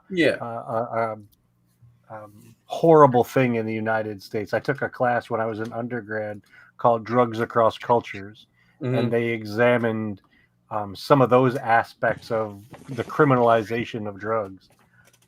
So it's just interesting when you think of cars or other kind of things and the other parts of their stories beyond just the design and manufacture of them. Well, and I think the plus side to now, and it kind of goes with how George Lucas built Star Wars in the sense that George Lucas was aware of way more things than people realize. Like if you look at just some of the costume choices and like the cultural things I don't want to say he appropriated, but the cultural things he put touchstones in Star Wars to make them seem real. Like Leia's hair based on the freedom fighters from, what was it, South America somewhere, all that kind of stuff. Then it goes back, and then you see people like John DeLorean, or you see people that are just so unaware of what's going on in the world. And it for some reason in this country, we've been taught if you have tons of money, that means you worked hard, so you must be smart. For years, that's what I was taught. You work hard, and if you don't have enough, it's because you didn't work hard enough. And if this guy, and so no one said, well, the rich guy works harder than you, but you took 2 and 2 and made it 4. Because if they're telling me if I don't work hard, I'll be poor, that means anyone that's rich must have worked hard and must be smart and all this. And then when you actually look at history and you see how things are, and you see people just unaware of their world, and sometimes the younger generation now, they're the ones that are keeping track of things. It makes me feel good about the world because they are trying to at least balance all the knowledge and what they do. Not all of them, but the ones trying to do things. Like I think of my real dad. He decided to quit school and sign up for the Army in 1966. And his mother, unaware of what was going on, signed the paper for him to join the military at 16 in 1966. If they would have just picked up a newspaper and realized you probably shouldn't join the infantry in 1966 because they're sending you to Vietnam. You know what I mean? So, Mike, I wouldn't feel too good about the younger generation. There are a fair amount of people my age who their philosophy is eat the rich. So, yeah, but I understand that, but I also think the rich of today are way different than the rich of canonized time. We have a whole group of people who don't. It used to be if you owned like, I don't want to pick on any store, but let's just pick on Walmart. It used, when I was a kid, if a store like Walmart came into the town, everyone would have been clamoring for jobs, and everyone would have got a job there and made a good living.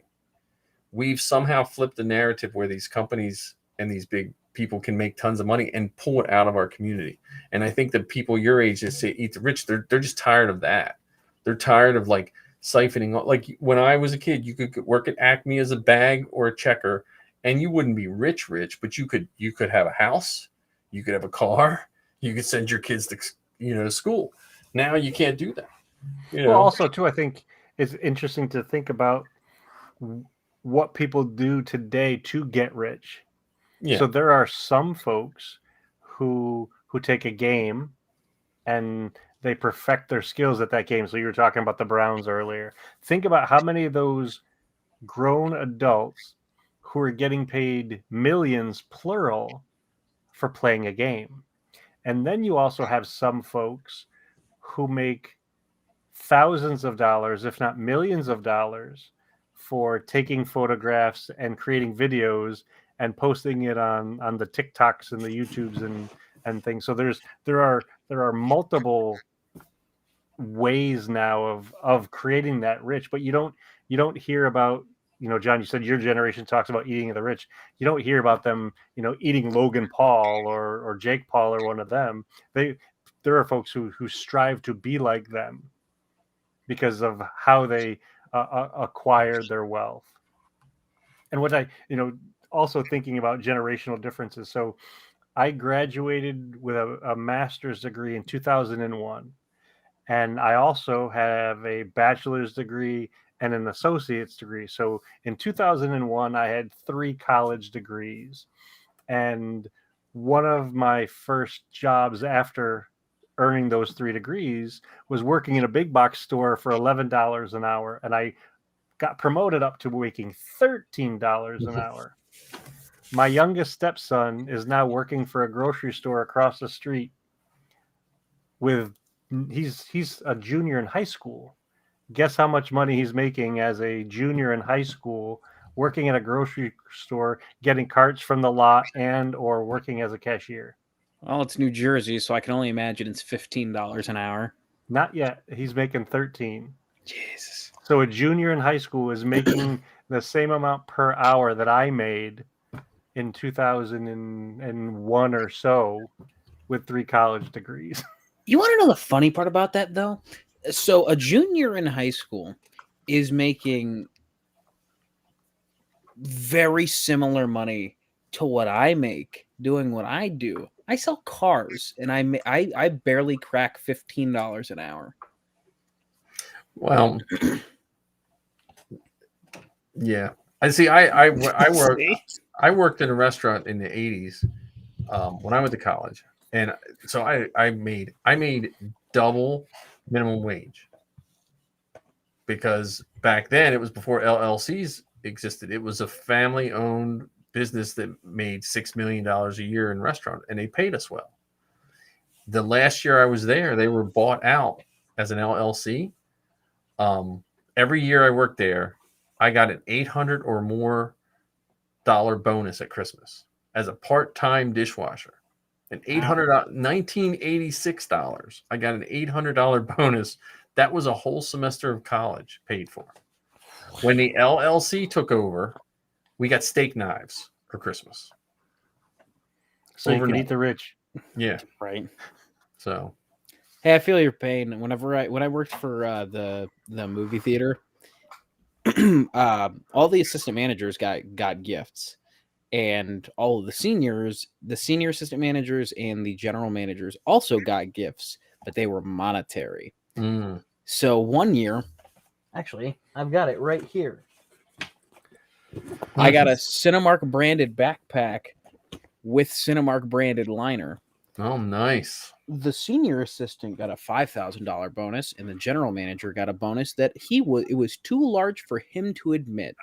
Oh, I like that kind of bonus. Right. Well, I went to my first Cinemark a couple weeks ago. We just got one in Lancaster. Were you treated like dirt? Because I know I was. No, it wasn't that nice. I thought it was going to be nicer than it was. I thought it was. We have what are the theaters where you eat at? That bistro. I forget what they're called. We have one of those. I thought it was. It looks like one of those from the outside, but it wasn't. We saw Solo. Like I lucked out because I got to see Solo like 6 times. I trooped it like 6 times when Solo came out, and I got to see it in a drive-in and a regular theater, and I got to see it in one of those places. And the place where you eat was pretty cool because they brought you food. And since I had already seen Solo, I didn't really care but if I had never seen Solo before, I would have found that off-putting. Yeah, no, that's a bistro. That's Yeah. that's what they're called. If you're thinking of the chain movie tavern, Yeah, that's what they call it, a movie tavern. Yeah. It's Exton Movie Tavern. yeah, the like actual term for it is a bistro, because we That's Cinemark, so the theater that I worked at, it used to be, we were a first run theater, so Mhm. everything that came out, we would get first, and then when it made it through its cycles, it would go down the road. I shit you not, a quarter mile down the road, it was another Cinemark theater. It was a second run. It was a dollar theater. Mhm. So they had like times where it was like 75 cents a dollar to go see a movie. But it was like 2-3 months after it had come out. Right. When they found out that was a horribly unprofitable business, because you still have to pay, I think at that point it was like 75% of the ticket costs. Hmm. No, first run it was 80% of the ticket cost goes back to the distributor for Mhm. the first 4 weeks. And then it drops down to 70%. And I think by the time it got to them, it was like 50. Yeah, the weird things you learn when you work at a movie theater. But so when they realized like they're making no money, they converted that into a first run bistro, which now that's where I go to see all my movies, because I can't go back to the theater that I used to work at. But yeah, I love it there. First off, they've got fantastic food. I will say that the Cinemark menu, once it gets back to where it was pre-COVID, is phenomenal. They have a mushroom Swiss burger with a garlic aioli. Oh, I'm hungry. Yeah, I thinking just about remember it. they had some vegan food, so I was happy they had vegan food. They fed us for free because we trooped it. So Well, popcorn's vegan, isn't it? depends. Yeah. If it has Without the if butter. it has real butter, no. But most use an oil flavored butter. Yeah. So I'm good with that. When it says, because we went to a theater in Hershey, PA, Anvil, actually. It's a restored theater from the 50s. That's where we saw one of the last 2 Star Wars. I forget which one it was. Me and Safi trooped it. And their popcorn was real butter, so I couldn't have it. But it was one of those big sloping theaters where Oh, okay. Yeah. we changed. It was an old bowling alley next to it that was closed. So Safi, it was December. She had to change in 000. It was like 30 degrees out. I'm sure in a resin cast suit that was probably. Well, she was cold until she got it on. That suit heats up, man. That suit Really? heats up like, because there's no body heat gets out. Like there's no space for it to get out. Like there's little tiny cracks at her knees and her arms, but the rest she's sealed in. It comes right out her neck. Like I next guess I time, never thought of that. yeah, it's but no, I mean, I can't wait till trooping gets back more, where we get more. Like we have a Phillies game that I'm debating on trooping. It's weird because all the troops I want to do are the weekend. Zoe's leaving, so I got to be careful with what I schedule, because they just moved her apartment down the road, so she has to change our address stuff. So we'll see what happens. But she goes out to LA in 2 weeks. Right around Magic Jump. Right. I told her that, and she looked at me like, "What are you talking about?" Yeah, my problem with all of Ohio's events is everything's on a Saturday, and as much as I would love to, Saturdays, if you switch your day off to any, because we all have a set schedule, we all have set days off. So if you switch your day to like any time in the week, nobody really cares as long as there's like proper coverage. Yeah. But if you switch, because like my day off is Friday, so if I switch my Friday and Saturday, waha, you better have a good reason. I tell you what, though, you should make sure they know that their events team, because I know at least a lot of the times, like they'll get an event and they're like, "Well, we can't get anyone on a Friday," And some of these smaller venues, man, you get to be, free comic book day. You want to think about that, though. Like that's the first Saturday of May. Mm-hmm. So that's always, at least around here, that's always a good day because there's always a bunch of events. I've been trying for years to do like a comic book store crawl. Like if I tried years ago and they didn't listen to me. Like if there's like 30 comic book stores in our area, stagger when our troop is. And then have our guys start at like 7 a.m. and try to go to as many as possible. Just for something different. Well, one of the And things I'm learning is it takes a lot of effort and energy to get folks to be willing to do something that has never been done before. Oh no, we're used to going to this convention and standing on cement floors for 4 hours at a time, and we're going to keep doing that. Yep. That thing that you're talking about, I don't.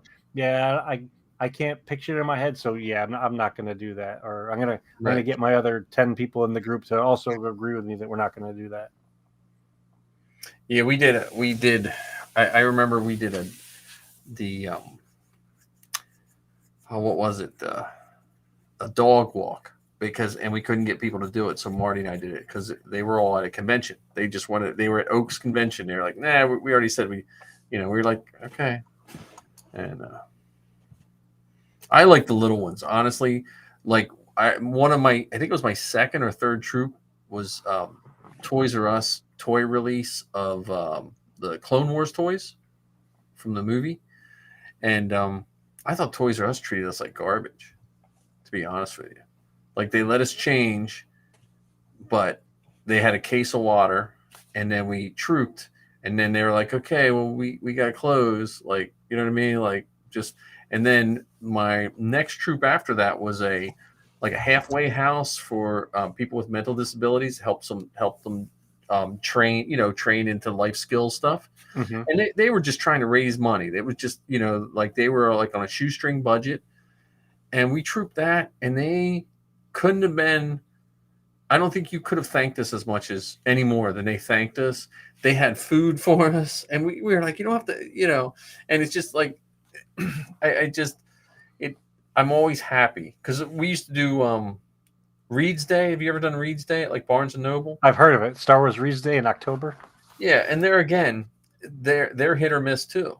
Like I mean, that's a big company, and I don't expect anything from any of these people, but like, give us a changing room, Well, I think what happens with some of those events, those nationwide events, especially when you factor in the nationwide companies, they get this memo from from up on top that says, okay, we got to do this event, and it gets tasked to somebody to organize.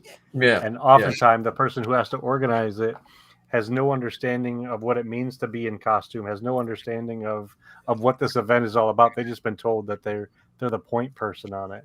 Whereas something like the halfway house that you were talking about, or the that organization, they're thoughtful about it. They have to consider all of the details because it is new, it is different, and they're the only ones that are responsible for it.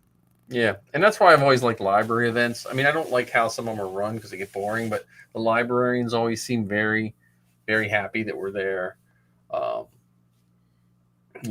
done more of those little events, and the comic book store events I always like because that's one of the few last bastion of mom and pop stores left, is comic book stores. Well, one of the challenges for me related to events is, at least with the Mercs, most of our New Jersey Mercs are about an hour and a half or 2 hours north. So they're closer to New York City. And so either they don't have a lot of people up there that want to do these kind of events,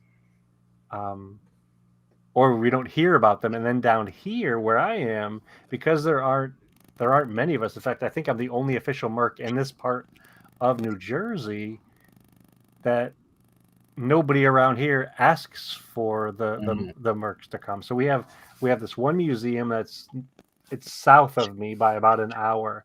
It's a naval museum, and they've invited us a couple times, and they're super. It's a great space.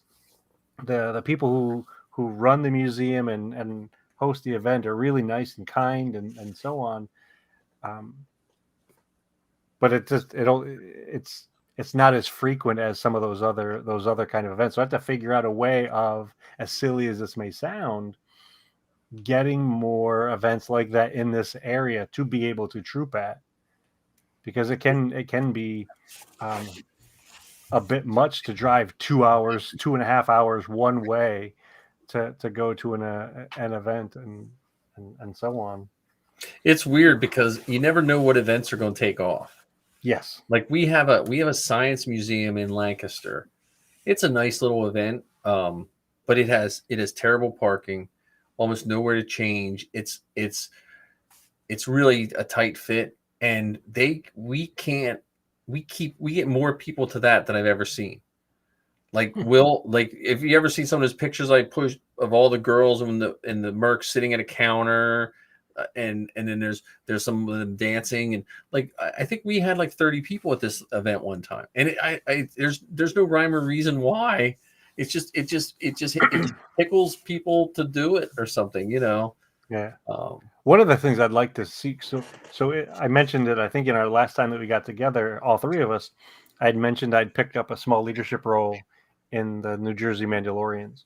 And so part of this role is to be involved in the organizing of the event. So talking to the promoter, talking to the requester of the costume Star Wars folks. And if things go the way I think it's meant to go, I'm supposed to interact with a similar role in the other costuming clubs. So reaching Nice. out to the Nice. Rebel Legion, reaching out to Saber Guild, reaching out to the 501st, and seeing what kind of events they have that are already organized or already set up, so that we can participate with them. And now, I was going to say, who's your 501st in Jersey? Is that it is the Northeast Remnant. Northeast Remnant? Called. Okay. I've done a couple events with them, and they're pretty nice. And then the Rebel Legion is Devronian Base. I think that's what they're called. Okay. See, that's what I like about Ohio, because we don't have we all have our separate forums. So there's the Mandalorian Merc, there's the Rancor Clan, there's the Apollo Base, and then there's the Ohio Garrison. But all of our events are on one forum. So pretty much any event that any of the groups are invited to, that's nice. Nice. all of the different groups are able to sign up and go. It's ohiostarwars.com, and then we've got a calendar and a forum, and obviously there's links to all of the different specialty forums, but all of the events are in one place. That's nice. Yeah, see, that's what we'd have to figure out how to organize it. And unfortunately, and I mean no disrespect to the other groups in this area or the individuals in this area, but historically we haven't necessarily had the strongest working relationships with them. You know, in fact, for a while the Mercs were kind of, brushed aside as less than the other costuming groups. So if you weren't in the 501st, you were no thing. You weren't even worthy of being in the same aisle as us. And we've started to build these relationships with the individuals in the group, and beyond the costumes, so that they understand that we're just as invested in creating these things and sharing these things as you are in your TK or you in your generic Jedi. So hopefully in this role, I will help build some stronger connections so that we can do more events as a single group, even though we represent, different aspects of the costuming fandom. Yeah, I think sometimes the different garrisons, and I don't think at the Legion level, well, I can't speak for the Legion level, but I think some of these costuming groups forget that most of the groups now are at par with each other. I think the 501st had a head start, but it didn't. I mean, and the Mando Mercs I think the Mando Mercs kind of snuck up on everybody, and then when the Mandalorian hit, they're like, wait, we need Mandos now. Yeah. Well, Ken, now that you're in this kind of position, definitely I would bring up, hey, look at, the Ohio forum. What's it called again? That's a good idea. It's literally just ohiostarwars.com. I would think that would make it easier for everybody, because like on ours, our events person then has to be contacted by Rebel Legion, and then they have to post it up. Hey, we got this invite from Rebel Legion, and well, what's worse for us, I don't know if this is just the way that some people practice it, or some people have been told to practice it, but I've been told historically that if I, as a merc, a New Jersey merc, want to find out about events that the 501st is going to, or that the Rebel Legions are going to, I have to register to those forums and then be included into that local group. So join that local group, even though I'm not really. So I don't have a TK. I don't have it right now in this moment. I don't have aspirations of making one, but I have to join that group so that I can find out about them and then communicate back to our group that they're doing. And you got to go to. Yeah, that's what I'm saying. Like that seems like such a. That's how it is, I think, because I know with ours, they used to let certain people on with limited access, like you couldn't access the like important stuff, but you could access the events. To me, that just seems like a nightmare for the person doing the organization. And what the groups have to remember is the people having the event don't give a shit. They just want Star Wars people there. And Yes. whatever Yes. costume you have, I don't care what it is, it looks better with more Star Wars. Well, I think part of it too, for a while, what was happening is, so the promoters of the event would give out X number of passes. Yeah. And so the original point of contact. So let's say the group reached out to the Rebel Legion because they wanted the good guys there. They'd say, "Okay, Rebel Legion, we're going to give you 15 passes for the weekend." So they would pounce on these passes like Smaug on gold, and not tell the other groups about it because they didn't want those other groups to get the passes, because those other groups hadn't been interacted with by the promoter of the event. Yeah. So it's like all this weird political stuff. And also, to your point, Mike, forgetting that at the end of the day, the folks coming through the doors just want to see Star Wars people. Yep.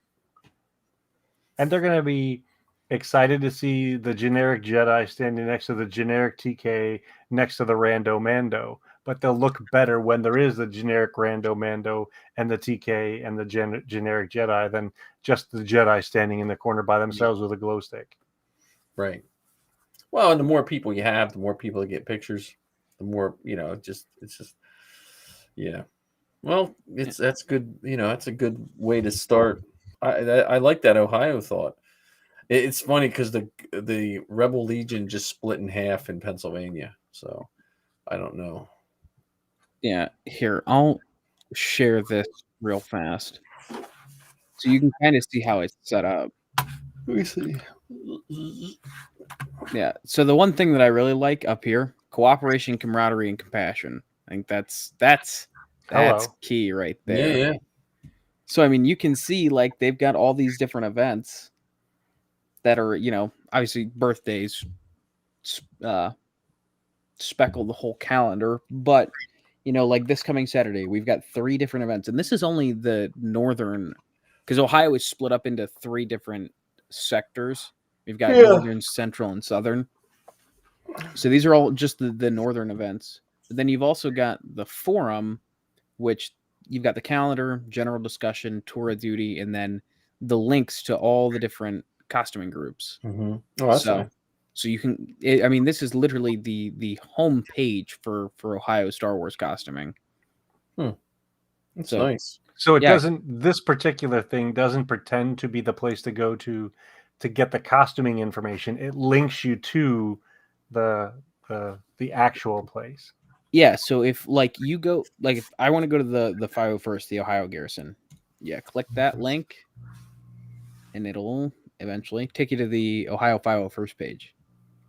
Nice. Gotcha. Same with the Apollo base and whatnot. It'll take you right to where you need to go for whatever forum you're looking for. As bad as the 500, the forums are getting so much nicer looking. As bad as using forums are, they are at least much nicer looking. Yeah, I haven't been on the other ones. I just know that the Mando ones has a lot to be desired. I think it comes down to money. Like, because they always, because it's a volunteer thing, and they have to, go with the cheapest, Well, it's interesting that you say it comes down to money, but at no point in time have I heard, at least with the Mandalorians, like, okay, we're a volunteer organization, and this is how much it costs for this forum. If we wanted to do something different, this is how much it would cost. So Yeah, how see, we hear that more than you. As much as you not hearing it might seem odd, we hear it more. We hear trying to donate this and donate that, and like so Yeah, I don't think it costs very much to get a more visually pleasing color palette. That's my biggest gripe with the. Well, yeah, well, we've gone through webmasters. I think sometimes, at least at our end, they try to do too many bells and whistles about stuff, and it always seems to go in cycles. Like you'll get one webmaster and they'll do all this fancy stuff, and then they get overwhelmed, and then it reverts back to just okay. It's just going to hold our info. You know what I mean? So, Yeah, well, I guess it comes down to what we want it. What do we want this to be able to do, or how do we expect people to be able to use it? Because right now, if you were to jump into the forums as a newbie, and I can, I know I was a newbie on the Merch forums, in 2011. It was tough to figure it out, and even being involved as long as I am, it's still tough to figure it out. I get confused. When they use too much military jargon. They'll be like, after mission something. I'm like, oh, okay, what's that mean again? Like they'll be like this. There'll be the rec hall. I'm like, what's that mean? Like, oh, that's for stuff that's not related to. I was like, oh, okay, So, well, add to it. We in the Mercs forums they have the Mandoa names for things. Oh Jesus, So it's not just the leader, but it's the Alarad. Yeah. So you as Star Wars fans, you know what the Alarad is? Because now you do. It's well, that's better than when sometimes it does seem a little weird when we say our commanding officer and people look at you like, if they're out of the costuming group, they look at you like, well, what are you talking about? Yeah. Right. He's our manager. But I don't know. That's a good place to stop it. Ohio is a good place to go and just so you guys are aware, this week the guys from the forces behind Star Wars are getting together to talk about the recap of the Obi-Wan Kenobi show. Oh, nice. Is there anything that you guys would like to hear us explore, discuss, examine? Oh, well, I'm just curious, like people's thoughts on a second season. It's funny that you say that because do you remember Chuck from Florida? Yeah. So I asked him the same question, and he said the same thing. What are your thoughts on a possible season 2? Yeah, nobody. I would enjoy a second season, but I think like I don't know. I would rather see Ewan McGregor pop up in Andor as just a real quick, than I don't know. I just think there's so many more stories to tell. Like honestly, I'd take an Owen and Veru story with young Luke. I think before Obi-Wan. Well, how do you know that they couldn't do that? Just like they did with Book of Boba Fett and had an entire episode with Din Djarin. Yeah, I mean, I'll take it. I'm not going to second guess anything because they haven't let me down on anything yet. So. Well, obviously, you haven't been reading the reviews of these shows. Yeah, well, Damn it! There are lots of people out there that are disappointed and let down. Yeah, ruined their childhood, or what was it today? They were worried that Obi-Wan might not be heterosexual or something like that. I saw a bunch of those today. Really, that's a new one. Hold on. Again, so he was a celibate monk surrounded by celibate men. I'd be more surprised if he was just heterosexual, to be totally honest with you. So what do I know? You know what I mean? Well, what's funny is so it's a term that I had never heard before. Within the I recently heard of this term within the last year or so, and I don't know if you guys have heard of it, but it's called shipping. Yeah. Okay, I have two daughters. I teach middle school, so I've heard of it many times. I'm 23, so Yeah, I must have. Let me hold on. Let me crawl out from under my rock for a second. But this idea of watching this a made up thing and putting two characters in a relationship, Mm-hmm. and so I heard that related to the sequel trilogy. So the relationship between Ray Poe and Finn. Come Poe on. and Finn, or Poe, Finn and Rose. Yeah. The relationship with Ray and Ben. Well, and that's like a. I don't really care what people do with any of that stuff, but I just don't want those people to become in 20 years the same people now that are bitching and moaning about things that didn't work out quite how they think it should work out. You know what I mean? It's almost like the same people that are upset with the older people that are not accepting some of the new stuff. I don't want them to be, because they've shipped a certain characters for so long that when it doesn't come out how they want it, then they're going to become the same people they're disliking right now. Well, there have been. I heard of folks shipping Fennec and Boba. Yeah. I mean, that goes without saying. Come on, it's obvious. Well, but again, that's just. But how about when you self ship, like Pelimato and her thing with the Jawa? I don't think there's any shipping needed there. I think that already happened. I think her character is one of those, and we've all met one of those people that just can't be quiet. Like, she doesn't like silence. You ever meet one of those people? Like, Oh yeah, and they don't like silence, and or they're. It's not that they don't like silence. It comes back to that they're socially awkward and they don't necessarily know how to deal with other folks. Heck, we go to these conventions. We've experienced those folks. Yeah. But I will give the actress the credit that she deserves. She has the ability to say these Star Wars words in rapid fire succession without missing a beat, without missing a syllable, and have it make sense. When they were talking about rebuilding the Naboo starfighter, and she was talking about all the bits and bobs and parts and pieces, I was in awe of her delivery. Yeah, we need more characters and actors and actresses like that. That was overly impressive. Yeah. And on that note, I guess our ship should set sail, and we'll catch up with each other next week. Yeah. Real quick. Before, and I'm not hoping another tangent spurs off this. Okay. Just wait for it. Part 2 of 3 of the Beskar Bucket Jess series continues tomorrow. Oh, nice.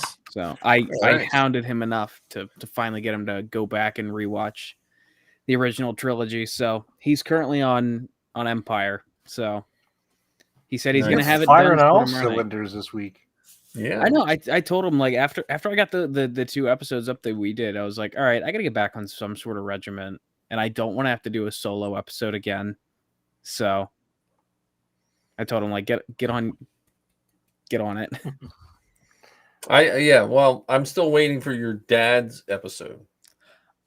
Yeah, my don't dad's be like my daughter PC. and wait like 200 episodes before you have your old man on.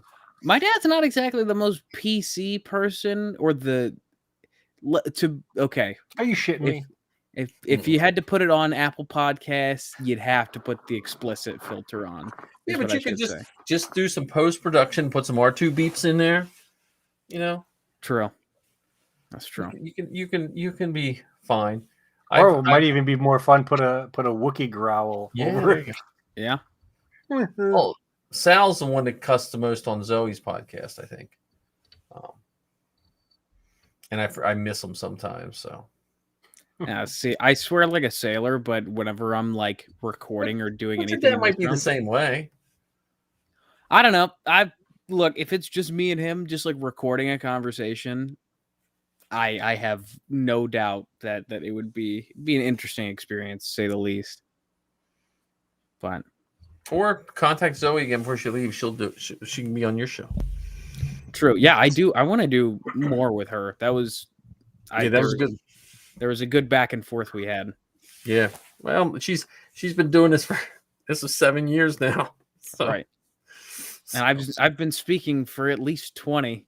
Yeah. So I'll have to get together with each of you individually to get some suggestions on the rambling Star Wars fan. So Mike, I want to touch base with you about the building of a meaningful, useful website, and John getting some suggestions on putting the pieces together for fun, wacky TikToks. So I might need a TikTok tutorial and a website 101. nice. I don't know. Mike's got the 150,000 followers, so he might be the one you want to talk to on that I one. don't know about that. Well, he's got all the ins with the folks from Lucasfilm, the folks from 501st, the folks from His family. Yeah, his family. Yeah. All he has to do is say, "Hey, this is John Johnson's cousin. Follow me on TikTok." Yeah. I gotta find that letter. I think it's in my one filing cabinet. I gotta find that letter. Jesus Christ. So, Ugh. all right, guys. Thanks. I'm It was going to great end talking the to you guys. stream. Later, all. See you.